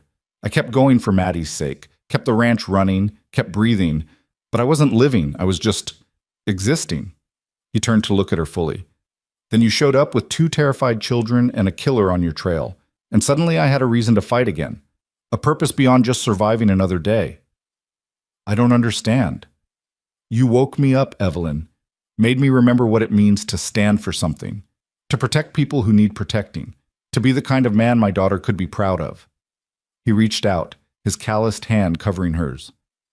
So no, you didn't bring trouble to my door. You brought life, challenge, meaning, and I wouldn't trade that for anything. Evelyn stared at him, feeling something shift in her chest. Calder. I'm not asking for anything, he said quickly. I know you came here out of desperation, not choice. I know you don't owe me anything just because I helped, but I want you to know that having you here, having all of you here, it's been a gift, not a burden. It's been a gift for me too, Evelyn said softly. I came here expecting duty and obligation, maybe loneliness in a different form, but instead I found... She struggled for the right words. I found home, real home, not just a place, but people who care, who fight for each other. Is that enough? Calder asked. To build something on? A home? A family? A future? I don't know. I haven't thought that far ahead. I've been too busy trying to survive. Then maybe it's time to start thinking about more than survival, about what comes next once Victor is dealt with. Before Evelyn could respond, a sound cut through the night, distant but distinct. Hoofbeats, moving fast. Calder was on his feet instantly, rifle raised. Inside. Now! Wake the others! Evelyn ran, her heart hammering. She shook Maddie awake first, then Jonah. Someone's coming! Calder says... I heard. Maddie was already grabbing her rifle, her movements practiced and efficient. Jonah, get Lila to the back bedroom. Stay with her. Don't come out no matter what you hear. But do it! Maddie's voice had the snap of command. We need you protecting your sister, not getting in the way. Jonah wanted to argue, but recognized the sense in it.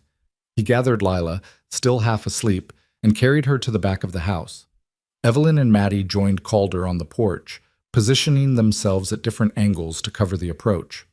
The hoofbeats grew louder, closer. A single rider moving at breakneck speed through the darkness. Hold your fire, Calder commanded. Let's see who it is first. The rider burst into the yard, his horse lathered and blowing. In the moonlight, Evelyn recognized Sheriff Pierce's deputy, Thomas Grant. Don't shoot, he called out. It's Thomas Grant. I got news. Calder lowered his rifle but didn't relax. What news? Thomas dismounted quickly, his young face flushed with excitement and exhaustion. Victor Ward's dead. They got him this afternoon in the Wyoming Badlands. U.S. Marshal team caught up to him near the border. He drew on them and they shot him dead. The words seemed to echo in the sudden silence. Victor Ward, dead. You're certain? Evelyn's voice shook. You're absolutely certain? Yes, ma'am. Sheriff Pierce sent me to tell you soon as we got word. Victor Ward is dead and gone. Can't hurt anyone ever again. Evelyn's legs gave out. She sank down onto the porch step, her whole body trembling with relief so intense it felt like pain. Maddie lowered her rifle, her face stunned. Calder just stood there, processing, making sure he'd heard correctly. How did it happen? He asked finally. From what we heard, the marshals tracked him to a canyon, called for him to surrender. He opened fire instead, killed one marshal, wounded 2 others. They returned fire and put 3 bullets in him. He died before they could get him to a doctor. Thomas shifted his weight. They're bringing the body back to Helena for identification. Sheriff says if any of you want to see him, confirm it's really him, you're welcome to. No. Evelyn's voice was firm. I don't need to see him. I just need to know he's gone. Then he's gone, ma'am. For good. After Thomas rode away, carrying their thanks and heading back to town, the 3 of them stood on the porch in silence. The night had returned to its peaceful stillness, crickets chirping, a light breeze rustling through the grass. It's over, Maddie said wonderingly. It's actually over. Not quite. Calder was still holding his rifle, still scanning the darkness with habitual caution. There's still the legal custody hearing, getting formal guardianship for the children. But the threat... He finally relaxed, lowering the weapon. The threat is gone. Evelyn stood on shaking legs and moved to the door. I need to tell Jonah. He needs to know. She found him in the back bedroom, sitting on the bed with Lila sleeping beside him, his knife in his hand. The relief on his face when she told him was almost painful to witness. He's really dead? The boy's voice cracked. Victor's really gone? He's gone. You're free, Jonah. Both of you. Truly free. Jonah set down the knife, his hand shaking. Then he did something Evelyn had never seen him do. He smiled.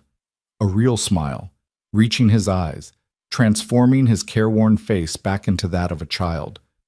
We can stop running, he said, almost disbelieving. We can just stop.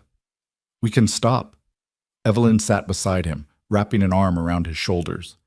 We can rest. We can heal. We can build a real life here, if that's what you want. Is it what you want? Evelyn thought about Calder's words on the porch, about home and family and futures. Yes, she said slowly. I think it is. The next few days passed in a strange, dreamlike quality. The constant vigilance that had defined their existence gradually loosened. Jonah stopped carrying his knife everywhere. Lila began speaking more, her vocabulary returning in fits and starts, testing her voice after months of silence. Maddie laughed more easily. Even the ranch itself seemed lighter somehow, as if the lifting of the threat had changed the very air they breathed. A week after Victor's death, Evelyn was hanging laundry in the yard when Calder approached. He'd been working with the horses all morning, his shirt sleeves rolled up, his face sunburned. Can we talk? He asked. Of course. Evelyn set down the basket of wet clothes, brushing her hands on her apron. I've been thinking about something. About us and the children and what happens next. Evelyn's heart picked up speed. All right. You came here to be my wife. That was the agreement. But things changed. The situation became about survival, not marriage. And I don't want you feeling obligated to honor that agreement now that the danger's passed. You're free to stay as long as you need, help raise the kids, but without any expectations. What if I don't want to be free of expectations? The words came out before Evelyn could stop them. Calder's eyes widened. What? What if I want... Evelyn took a breath, steadying herself. What if I want to honor that agreement? Not out of obligation, but because I choose to. Because in the past 2 weeks, I've seen the kind of man you are. The way you protect, the way you love your daughter, the way you treat Jonah and Lila like they're your own, the way you... She faltered, feeling heat rise in her cheeks. The way you look at me sometimes, like I matter. You do matter. Calder moved closer, his voice rough with emotion. Evelyn, you matter more than I know how to say. When I placed that advertisement, I thought I was looking for a housekeeper, someone to help with the ranch. But what I found was... He stopped, shaking his head. I found someone brave and fierce and willing to sacrifice everything for the people she loves. I found someone who makes me want to be better, to do better. Then marry me, Evelyn said, surprising herself with her boldness. Not because of an advertisement or an agreement, but because we both choose it, because we want to build something together, a family, a home, a future. Calder's answer was to pull her close and kiss her, gentle but sure, a promise sealed without words. When they finally broke apart, both slightly breathless, Evelyn saw Maddie watching from the porch with a satisfied smile. About time, the girl called out. I was starting to think I'd have to lock you two in a room together. Evelyn laughed, feeling lighter than she had in years. How long have you been standing there? Long enough. Maddie came down the steps, her expression warm. So, does this mean we're really going to be a family? Officially? If that's all right with you, Calder said. It's more than all right. Maddie looked at Evelyn. Welcome home. Officially. That evening, they gathered around the table for supper. All 5 of them, with the addition of Sheriff Pierce, who'd ridden out with the official custody papers granting Evelyn full legal guardianship of Jonah and Lila. Judge Morrison signed off this morning, Pierce explained, sliding the documents across the table. Those kids are yours now, Miss Ward. Free and clear. No one can challenge it. Thank you, Sheriff. Evelyn's hands trembled as she looked at the papers. For everything you've done. Just doing my job. Eventually. Pierce had the grace to look sheepish. I'm sorry I didn't act faster at first. Should have trusted my gut instead of the legal documents. You came through when it mattered, Calder said. That's what counts. After Pierce left and they'd finished eating, Calder stood and cleared his throat. I've got an announcement, he said. Evelyn and I have decided to get married. Soon. We figured we'd have a small ceremony here at the ranch, just family and a few friends. If everyone's agreeable to that? Very agreeable, Maddie said immediately. Jonah looked between them, a slow smile spreading across his face. Does this mean we're staying here? For good? If you want to, Evelyn said. This can be your home, Jonah. Yours and Lila's, for as long as you need it.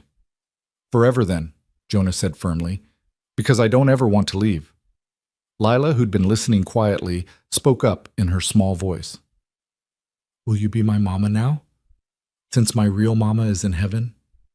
Evelyn felt tears sting her eyes. I can never replace your mother, sweetheart, but I will love you like she did. I'll protect you and care for you and be here for you always. Is that enough? Yes. Lila nodded solemnly. That's enough.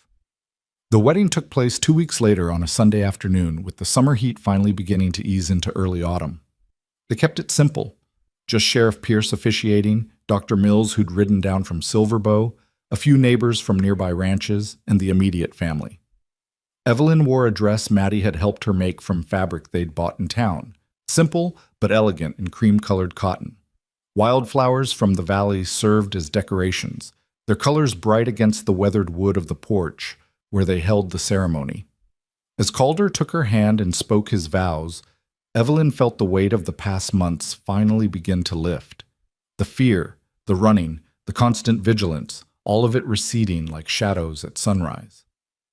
I promise to protect you, Calder said, his voice steady and sure. To stand beside you through whatever comes. To be a father to Jonah and Lila. To honor their mother's memory while helping them build a new life. And I promise to love you, not just today, but every day we're given. You came to me as a stranger, but you've become my family, my heart, my home. Evelyn's own vows were simpler but no less heartfelt. I came here desperate and afraid, looking only for escape. But you gave me something far greater, hope, a second chance, a family. I promise to love you faithfully, to stand with you through hard times and good, to help raise our children with kindness and strength. You saved us, Calder. Now let me spend the rest of my life proving that your faith in us wasn't misplaced." When Pierce pronounced them husband and wife, and Calder kissed her gently while their small gathering applauded, Evelyn felt something inside her finally settle, like a ship finding harbor after a long storm, like coming home after years of wandering. The celebration afterward was modest but joyful. Someone had brought a fiddle, and they danced in the yard as the sun sank toward the mountains. Jonah actually laughed, a sound Evelyn hadn't heard in so long she'd almost forgotten what it sounded like. Lila danced with Maddie, her small feet trying to keep up with the older girl's steps, giggling when she stumbled. As darkness fell and their guests began to depart, Calder pulled Evelyn aside. "Happy?" he asked. "More than I ever thought possible." She leaned into him, feeling his solid warmth, his steadiness. "When I left Philadelphia, I thought my life was over, that the best I could hope for was survival. But this," she gestured at their family, at the ranch, at the vast Montana sky now filling with stars. "This is so much more than survival. This is living." "We'll have hard times ahead," Calder cautioned. "Ranch life isn't easy. The winters are brutal, the work is endless, and we're taking on 2 traumatized children who will need years of patience and care." "I know, but we'll face it together. That makes all the difference." They stood together in the darkness, watching Maddie teach Jonah how to dance properly while Lila clapped along, her voice joining the music in wordless melody. The girl was healing, slowly but surely. They all were.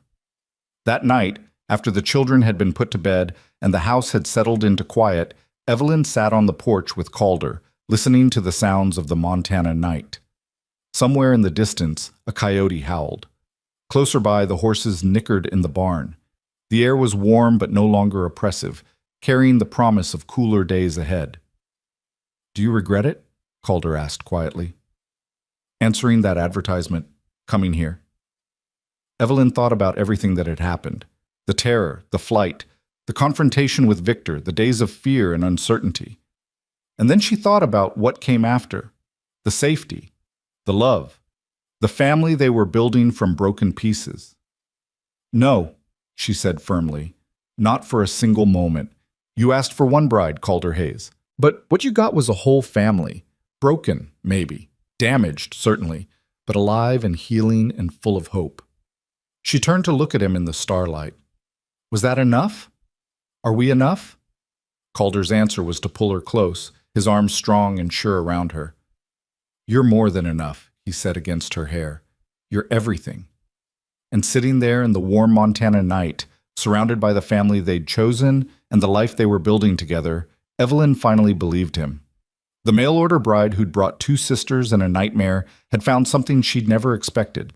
She'd found home. The days following the wedding slipped into weeks, and the weeks into months, each one building upon the last like stones in a foundation.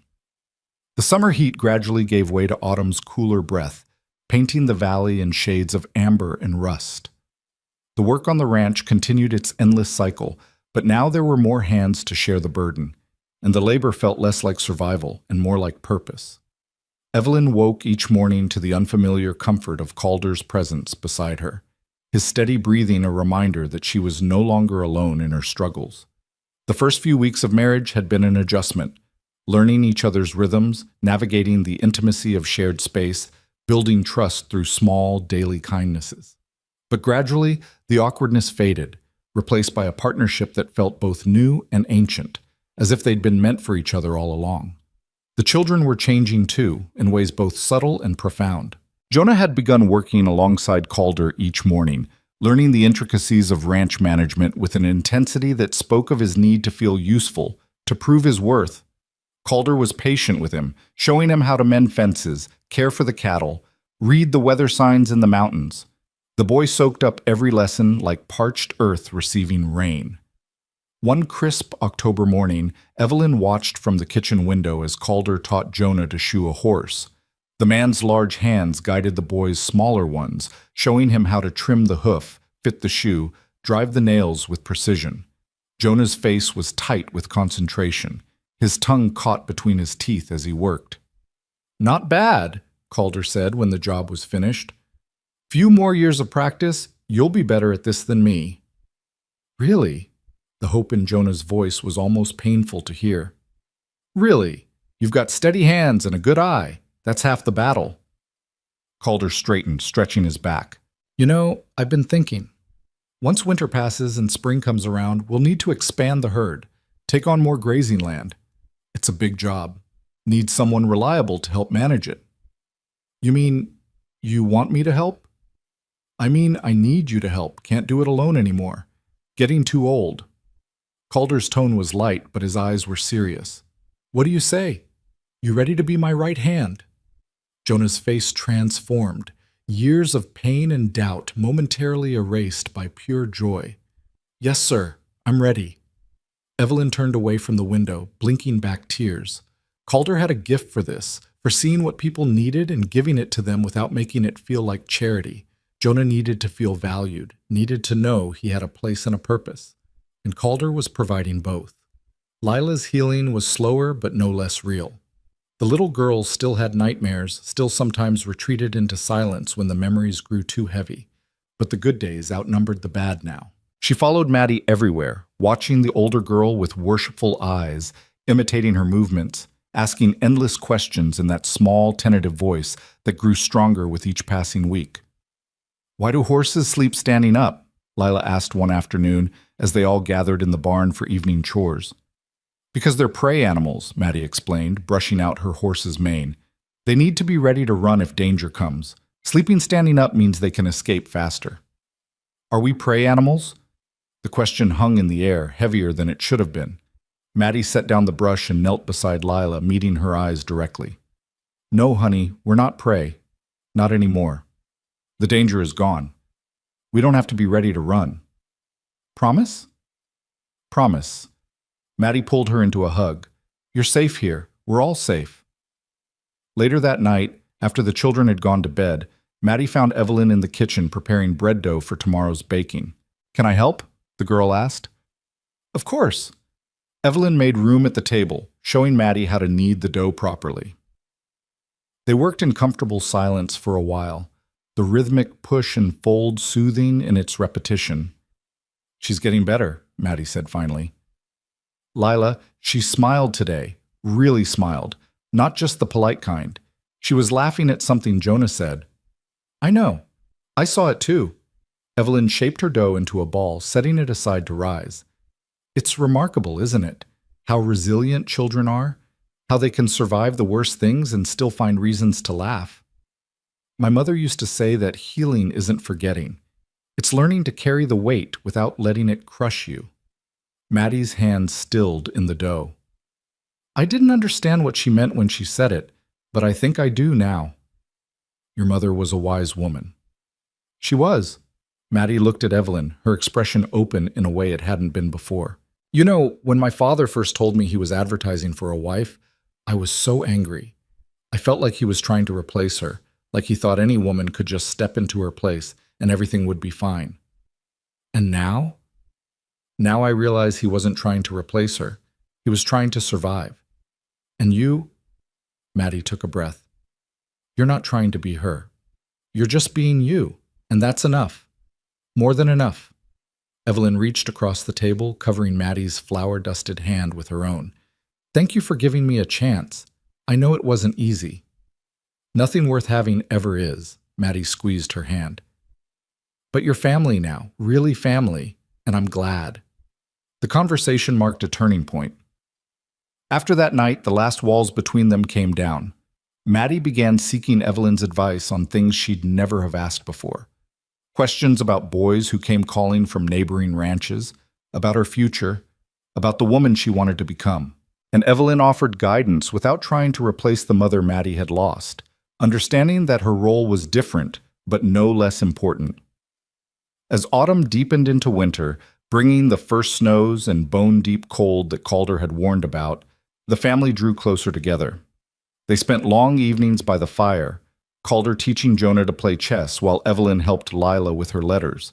Maddie read aloud from books they'd ordered from the catalog, adventure stories that made them all gasp and laugh and argue about what would happen next. One particularly bitter night in December, with wind howling outside and snow piling against the windows, Jonah looked up from the chessboard with a thoughtful expression. "Mr. Hayes," he said, then corrected himself. "Calder." They'd been working on that, getting Jonah to use Calder's first name to see himself as family rather than an obligation. "Can I ask you something?" "Anything, son." Why did you do it? Really?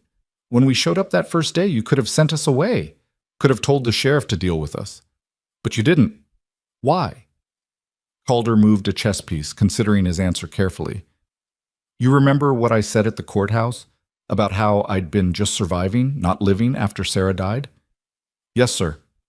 "Well, when you all arrived, something in me woke up. I saw 3 people who needed help, who needed protecting, and suddenly I had a reason to be more than just a man going through the motions. I had a purpose." He looked at Jonah directly. "And you want to know something? Helping you helped me. Gave me back something I'd lost. So in a way, you saved me as much as I saved you." "I don't understand how we saved you." "You reminded me what it means to fight for something that matters, to stand up for what's right even when it's hard. Your Aunt Evelyn's courage, your determination to protect your sister, Lila's strength in surviving what she witnessed, all of it showed me that life is worth fighting for, that family is worth building, that love is worth the risk of loss." Calder moved another chess piece. Checkmate, by the way. Jonah looked down at the board, seeing the trap he'd walked into. He laughed, shaking his head. "You distracted me with the serious talk." "Strategy, son, strategy."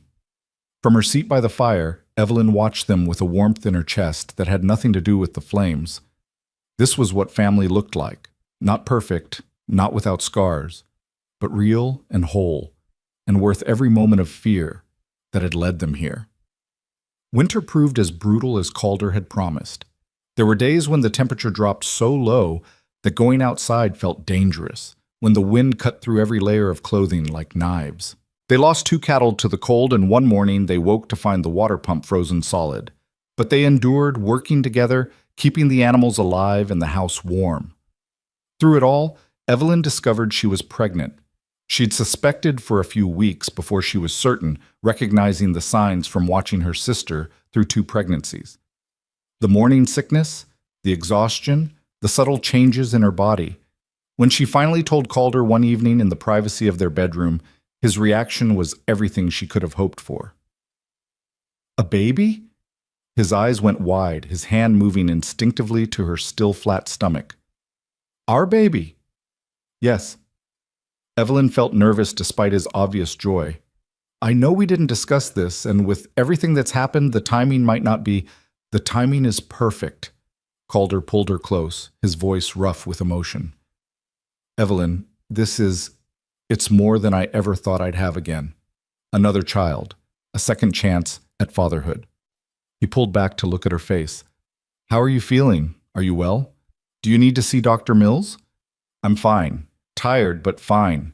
And yes, I'll see Dr. Mills when the road's clear in spring."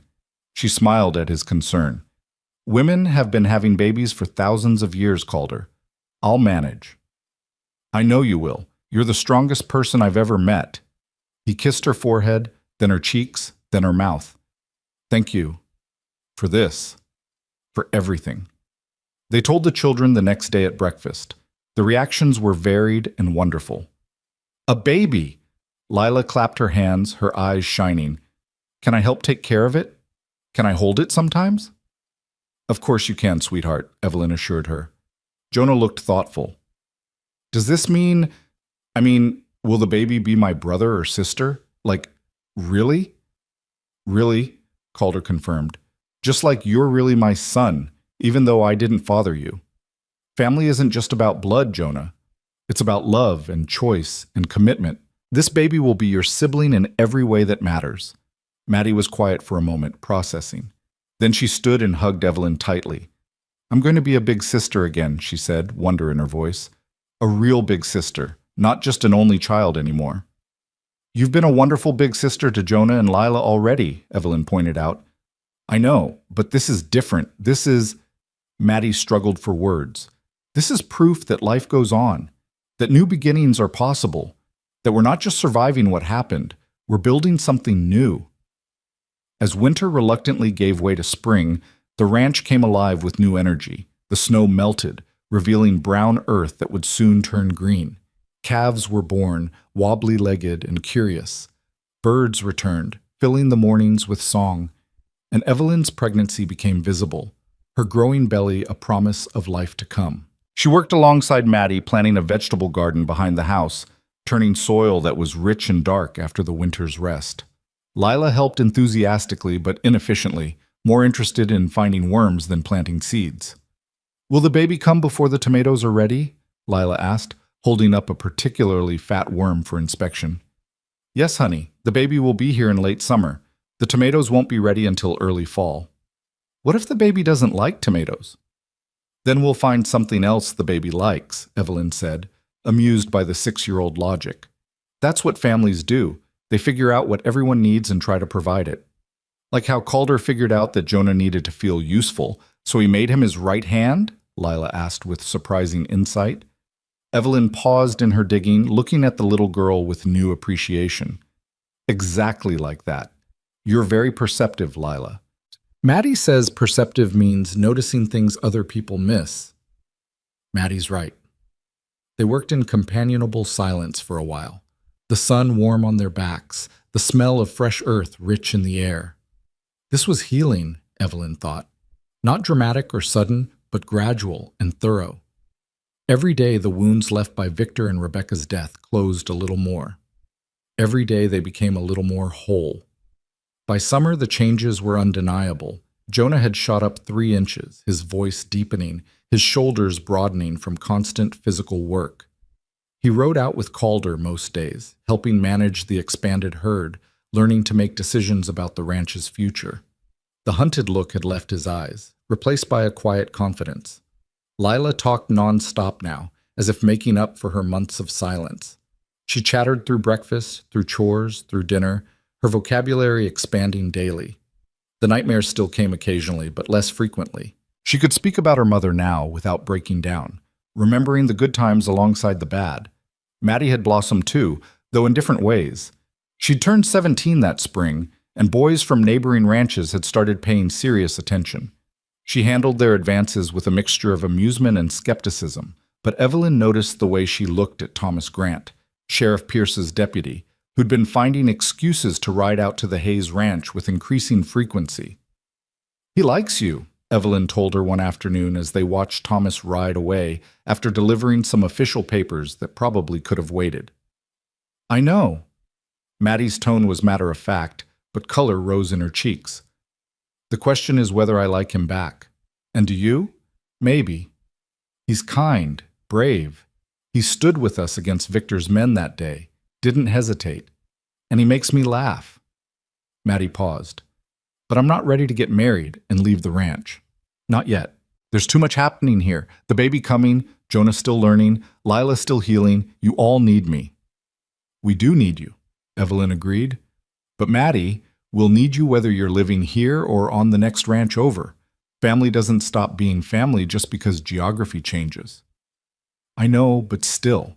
I want to be here when my little brother or sister arrives. Want to help you through it, the way my mother wasn't here to help when I was growing up." Maddie's voice caught slightly. "She would have loved this, seeing the family grow, seeing my father happy again." "I think she's seeing it," Evelyn said softly. "And I think she's proud of the woman you're becoming." As summer deepened and Evelyn's due date approached, the household fell into a pattern of gentle preparation. They gathered baby clothes from neighboring families whose children had outgrown them.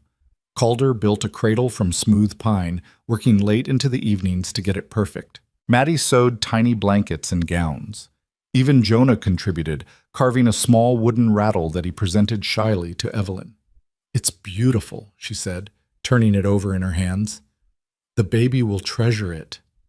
"It's not much," Jonah said, embarrassed but pleased. "Just something to welcome them, to let them know they've got a family waiting." On a warm August evening, with the cicadas singing their summer song and the air heavy with the scent of wildflowers, Evelyn's labor began. Maddie rode immediately for Dr. Mills in Silver Bow, while Calder helped Evelyn to their bedroom, his face pale but determined to stay calm. "It's going to be fine," Evelyn told him, squeezing his hand through a contraction. Women do this every day. Not my women, Calder said fiercely. Not my wife. You're allowed to be special. Despite the pain, Evelyn laughed. I'll try to remember that. The labor was long but not complicated. Doctor. Mills arrived in time, his calm competence a steadying presence. Maddie stayed to help, proving herself remarkably capable under pressure. Outside the bedroom, Jonah and Lila waited with the kind of anxious excitement that only children can manage, alternating between worry and anticipation. Just after dawn, as the sun was painting the Montana sky in shades of rose and gold, a baby's cry filled the house, strong and healthy and absolutely perfect. "It's a boy," Dr. Mills announced, wrapping the infant in a soft blanket before placing him in Evelyn's arms. "Congratulations." Evelyn looked down at her son, red-faced and squalling, his tiny fists waving indignantly at the world, and felt her heart expand in ways she hadn't known were possible. This was new life, untouched by the past pain, born into a family that would protect and cherish him. Calder stood beside the bed, his eyes wet with tears he made no effort to hide. "He's perfect," he whispered. "Absolutely perfect." "What should we name him?" Evelyn asked. They'd discussed names but never settled on one, wanting to see the baby first. Now, looking at the child they'd created together, Evelyn knew what felt right. "Samuel," she said, "after your father. And Joseph as a middle name, after mine. Samuel Joseph Hayes." "Samuel," Calder repeated, testing it. Then he smiled. "Yes, that's perfect." They let the other children in one at a time. Lila approached with wide, awed eyes, reaching out a tentative finger to touch the baby's impossibly small hand. "He's so tiny," she breathed. "Was I ever that tiny?" "You were," Evelyn confirmed. "Hard to believe now, isn't it? Can I be his big sister, his real big sister?" "You are his real big sister, Lila. Nothing could be more real than that." Jonah hung back at first, uncertain of his place in this moment, but Calder called him over, gesturing for the boy to sit on the edge of the bed. "You want to hold him?" he asked. I don't know how. What if I drop him?" "You won't. Here." Calder showed him how to support the head, how to cradle the tiny body securely. "There, see? You're a natural." Jonah looked down at the baby in his arms, and something in his face shifted. The last traces of the hardened, suspicious child who'd arrived months ago vanished, replaced by simple wonder. "Hey there, Samuel," he said softly. "I'm your big brother, and I'm going to teach you everything I know. How to ride horses and fix fences and take care of cattle, how to be strong when things get hard, how to protect the people you love." His voice grew thick. "And I'm going to make sure nothing bad ever happens to you. I promise." Maddie was last, and she approached with tears already streaming down her face. She'd held herself together through the long night, been practical and helpful and strong. But now, looking at this new life, the baby brother she'd never expected to have, her emotions overwhelmed her. "He's beautiful," she managed. "He looks like Dad." "Same nose." "He's got your stubbornness, if his grip is any indication," Evelyn said with a tired smile, noting how tightly the baby was clutching Maddie's finger. "Good.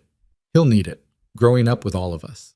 Maddie leaned down, pressing a gentle kiss to Samuel's forehead. "Welcome to the family, little brother. We're a mess, but we're your mess. And we love you already." The first few weeks with the newborn were exhausting and wonderful in equal measure. Samuel proved to be a good baby, fussy when hungry, but generally content. The whole household rearranged itself around his schedule, everyone taking turns helping, sharing the load. Calder proved to be a devoted father, spending hours simply holding his son, talking to him in a low voice about the ranch, the weather, the family they'd built together. Watching him, Evelyn felt a deep satisfaction. This was what she'd hoped to give him, not just a child, but a second chance at the joy parenthood could bring. One evening in early September, with the heat finally breaking and autumn's first cool breezes arriving, they gathered on the porch as they often did. Samuel slept in Evelyn's arms while Calder sat beside her, his arm around her shoulders. Maddie and Lila were playing a clapping game, their laughter floating across the yard. Jonah was checking the horses one final time before bed, his movements confident and sure. You thinking about something? Calder asked, noting Evelyn's distant expression. Just remembering, she said, the day I arrived here, how terrified I was, how certain I was that disaster was following us and we'd never be safe. And now? Now I can't imagine being anywhere else. This ranch, this family, it's become more home to me than any place I've ever lived. She looked at him, her eyes bright with emotion. I came here expecting duty and obligation, but what I found was love, real love, in all its forms. I asked for one bride, Calder said, echoing the words he'd spoken months ago. And I got a whole family. Not exactly what I advertised for. Are you disappointed? Disappointed? Calder laughed softly. Evelyn, I'm the luckiest man in Montana Territory. Maybe the luckiest man anywhere. You gave me back my life. My daughter got her smile back. I gained 2 more children who needed a father. And now we have Samuel. He gestured at the scene before them. Maddie teaching Lila a complex clapping pattern, Jonah emerging from the barn and joining them, the 3 of them suddenly laughing at some joke. This right here, this is everything I never knew I needed. As if sensing the importance of the moment, Samuel stirred in Evelyn's arms, his tiny eyes opening to gaze up at her with that unfocused newborn stare. She smiled down at him, this child born not from desperation but from hope, not from obligation but from love. Your family is watching you, she whispered to him. Your father and your sister and your brother and your other sister. And we're all going to make sure you grow up safe and loved and strong. You're going to know what it means to be protected, to be cherished, to be part of something bigger than yourself. Maddie approached, her expression soft. Can I take him for a bit? I want to show Lila how to hold him properly. Evelyn passed the baby over carefully, watching as Maddie settled into a chair with Samuel cradled in her arms. Lila climbed up beside her, and together they cooed at the baby, their voices gentle and full of wonder. Jonah joined them, standing behind the chair, looking over Maddie's shoulder at his youngest brother. They're good with him, Calder observed. They are. Maddie, especially. She's going to make a wonderful mother someday. Not too soon, I hope. Calder's tone was dry. Though I suspect Thomas Grant might have opinions on that timeline. You've noticed that, have you? Hard to miss when a young man rides out here 3 times a week with increasingly flimsy excuses for why he needs to check on us. Calder shrugged. He's a good kid. Could do worse. Could do better too, though I can't think how. They sat in comfortable silence, watching their children, because they were all their children now, not just by law or circumstance, but by love and choice. The setting sun painted everything in warm amber light, softening the rough edges of the buildings, making the valley look like something out of a dream. A year ago, Evelyn thought, she'd been living in Philadelphia, trapped by grief and fear, watching her sister suffer and feeling powerless to help. A year ago, she'd been answering an advertisement from a stranger, boarding a stagecoach with 2 terrified children, running toward an unknown future because any future was better than the present they were living. And now here she was, married to a good man, mother to 4 children who were healing and growing and learning to trust again. Safe in ways that went beyond simple physical safety, safe in heart and soul, knowing she was valued and loved and home. What are you thinking about? Calder asked.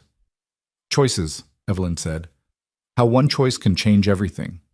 How getting on that stagecoach, coming here, trusting you, it led to all of this.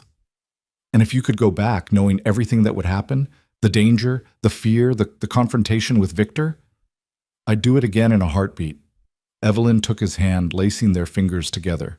Every moment of terror was worth it to get here, to have this. As the last light faded from the sky and stars began to appear, they called the children inside for the night. The routine was practiced now, washing up, changing into night clothes, saying prayers or good nights depending on the child. Lila insisted on kissing Samuel before bed, whispering something to him that made Maddie smile. Jonah checked all those doors and windows, habits from harder times not entirely forgotten, but transformed into simple caution rather than fear.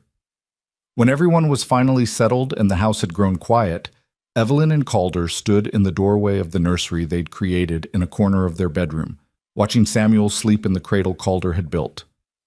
He's going to grow up knowing only love, Calder said quietly. No violence, no fear, just family and safety and the chance to become whoever he wants to be. All of them will, Evelyn corrected. Jonah, Lila, Maddie, Samuel, they'll all have that chance now to heal, to grow, to build lives that aren't defined by trauma. Because of you. Because you were brave enough to run, to fight, to trust a stranger. Because of us, Evelyn corrected. Because you were brave enough to help when you could have turned us away. Because together we built something stronger than either of us could have built alone.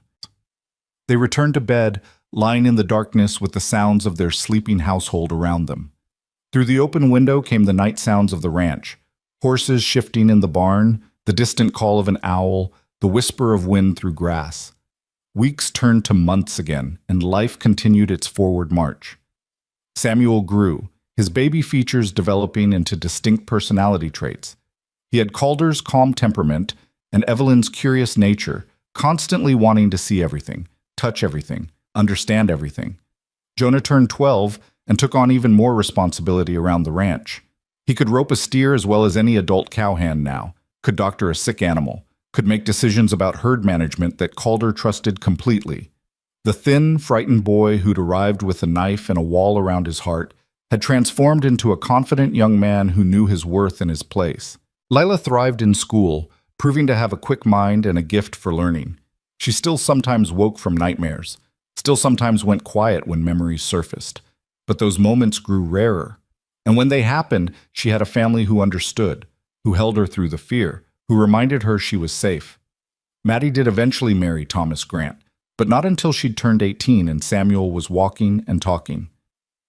The wedding was at the ranch, of course, with the whole community in attendance.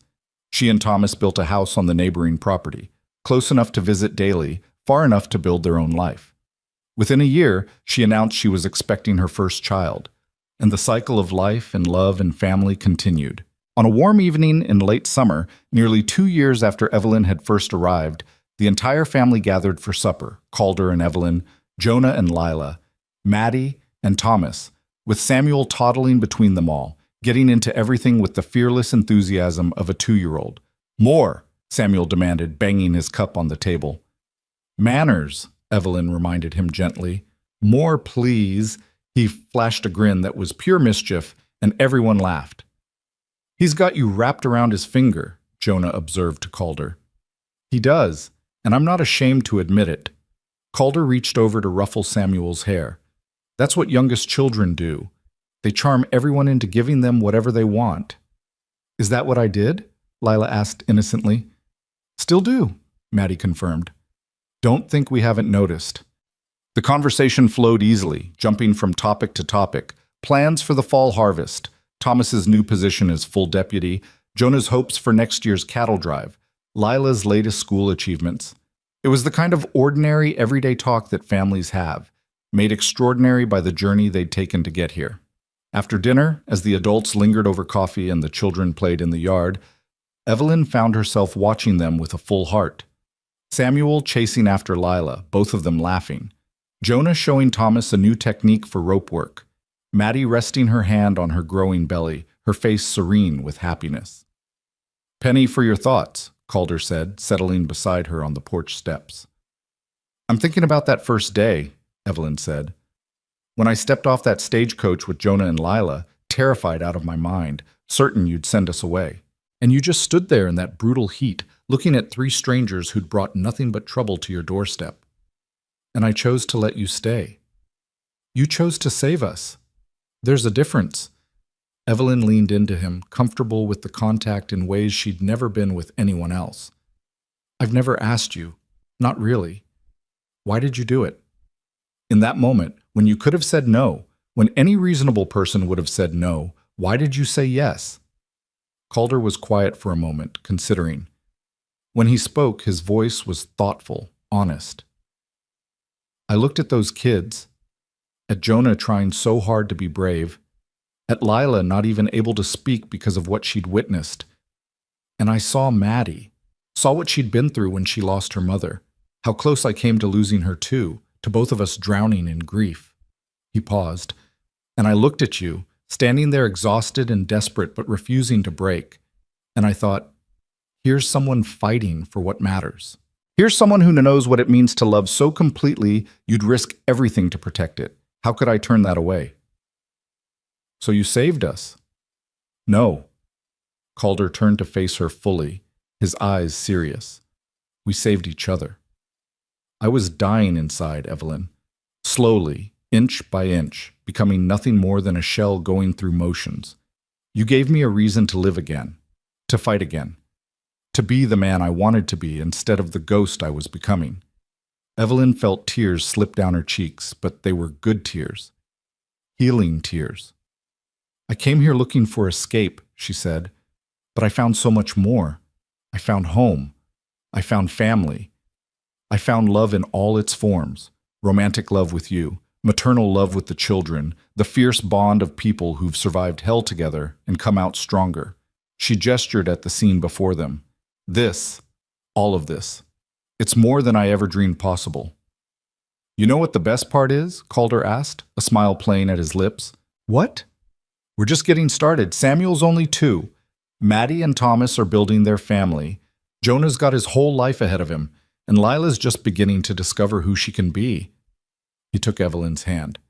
We've got years and years ahead of us, years of watching them grow and change, years of building this life we've started, years of proving every day that love and choice are stronger than blood and obligation. You make it sound like an adventure. It is an adventure. The best kind. The kind where you know, no matter what happens, you've got people beside you who won't let you fall. As the sun set over the Montana mountains, painting the sky in brilliant shades of orange and purple, Samuel toddled over and climbed into Evelyn's lap with the confidence of a child who knows he's absolutely safe and completely loved. Mama, he said, patting her cheek with sticky hands. Mama happy? Yes, baby, Mama's very happy. Good. He settled against her chest, his eyes already drooping with exhaustion. Love you. Love you too, sweetheart. Within minutes, he was asleep, his breathing soft and steady. Calder moved closer, wrapping his arm around both of them, creating a cocoon of warmth and safety. This, Evelyn whispered, not wanting to wake the sleeping child. This is everything. This is family, Calder agreed. Not the one we were born into or the one we expected, but the one we chose. The one we built together from broken pieces and desperate hope and the kind of love that refuses to quit. As darkness fell and the stars emerged one by one, the Hayes family remained on the porch, unwilling to let the perfect moment end. Maddie and Thomas joined them, settling on the steps. Jonah carried Lila over, the little girl half asleep on his shoulder. They sat together in comfortable silence, watching the night arrive, feeling the bond between them that was stronger than blood, deeper than obligation, more lasting than fear. In the distance, a coyote howled, not a threat anymore, just another voice in the Montana wilderness that had become their home. The sound used to frighten them, used to send Lila into panicked silence and Jonah's hand to his knife, but now they barely registered it, too secure in their safety to be troubled by shadows. Tell me the story again, Lila murmured sleepily, about how Mama came here. It had become their favorite bedtime story, the tale of how Evelyn had arrived on a stagecoach with 2 children, how Calder had chosen to help despite the danger, how they'd fought Victor and won. Each telling emphasized different details, but the core message remained the same.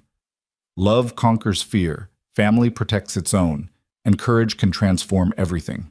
One more time, Evelyn said, beginning the familiar narration. Once upon a time, there was a mail-order bride who brought 2 children to a ranch in Montana. As she spoke, Calder held her close, Samuel slept in her arms, and the children listened with rapt attention to a story they already knew by heart. Because it wasn't just a story. It was their story, their history, their proof that broken people could heal, that desperate choices could lead to beautiful outcomes, that families could be built from the rubble of tragedy. The mail-order bride had come seeking one thing and found everything. The rancher had asked for one bride and gained a complete family. The children had arrived traumatized and terrified and found safety beyond measure. And together they'd created something precious and rare, a home built not on blood or obligation, but on choice and courage and love that refused to surrender. As the last words of the story faded into the night, Evelyn looked around at her family, every face precious, every soul cherished, and knew with absolute certainty that every moment of fear, every mile of running, every second of terror had been worth it to arrive here. In the warmth of a Montana summer night, surrounded by the people she loved and the life they'd built together, Evelyn finally understood what she'd been searching for all along. Not escape, not safety, not even survival. Home. And she was finally, completely, eternally home.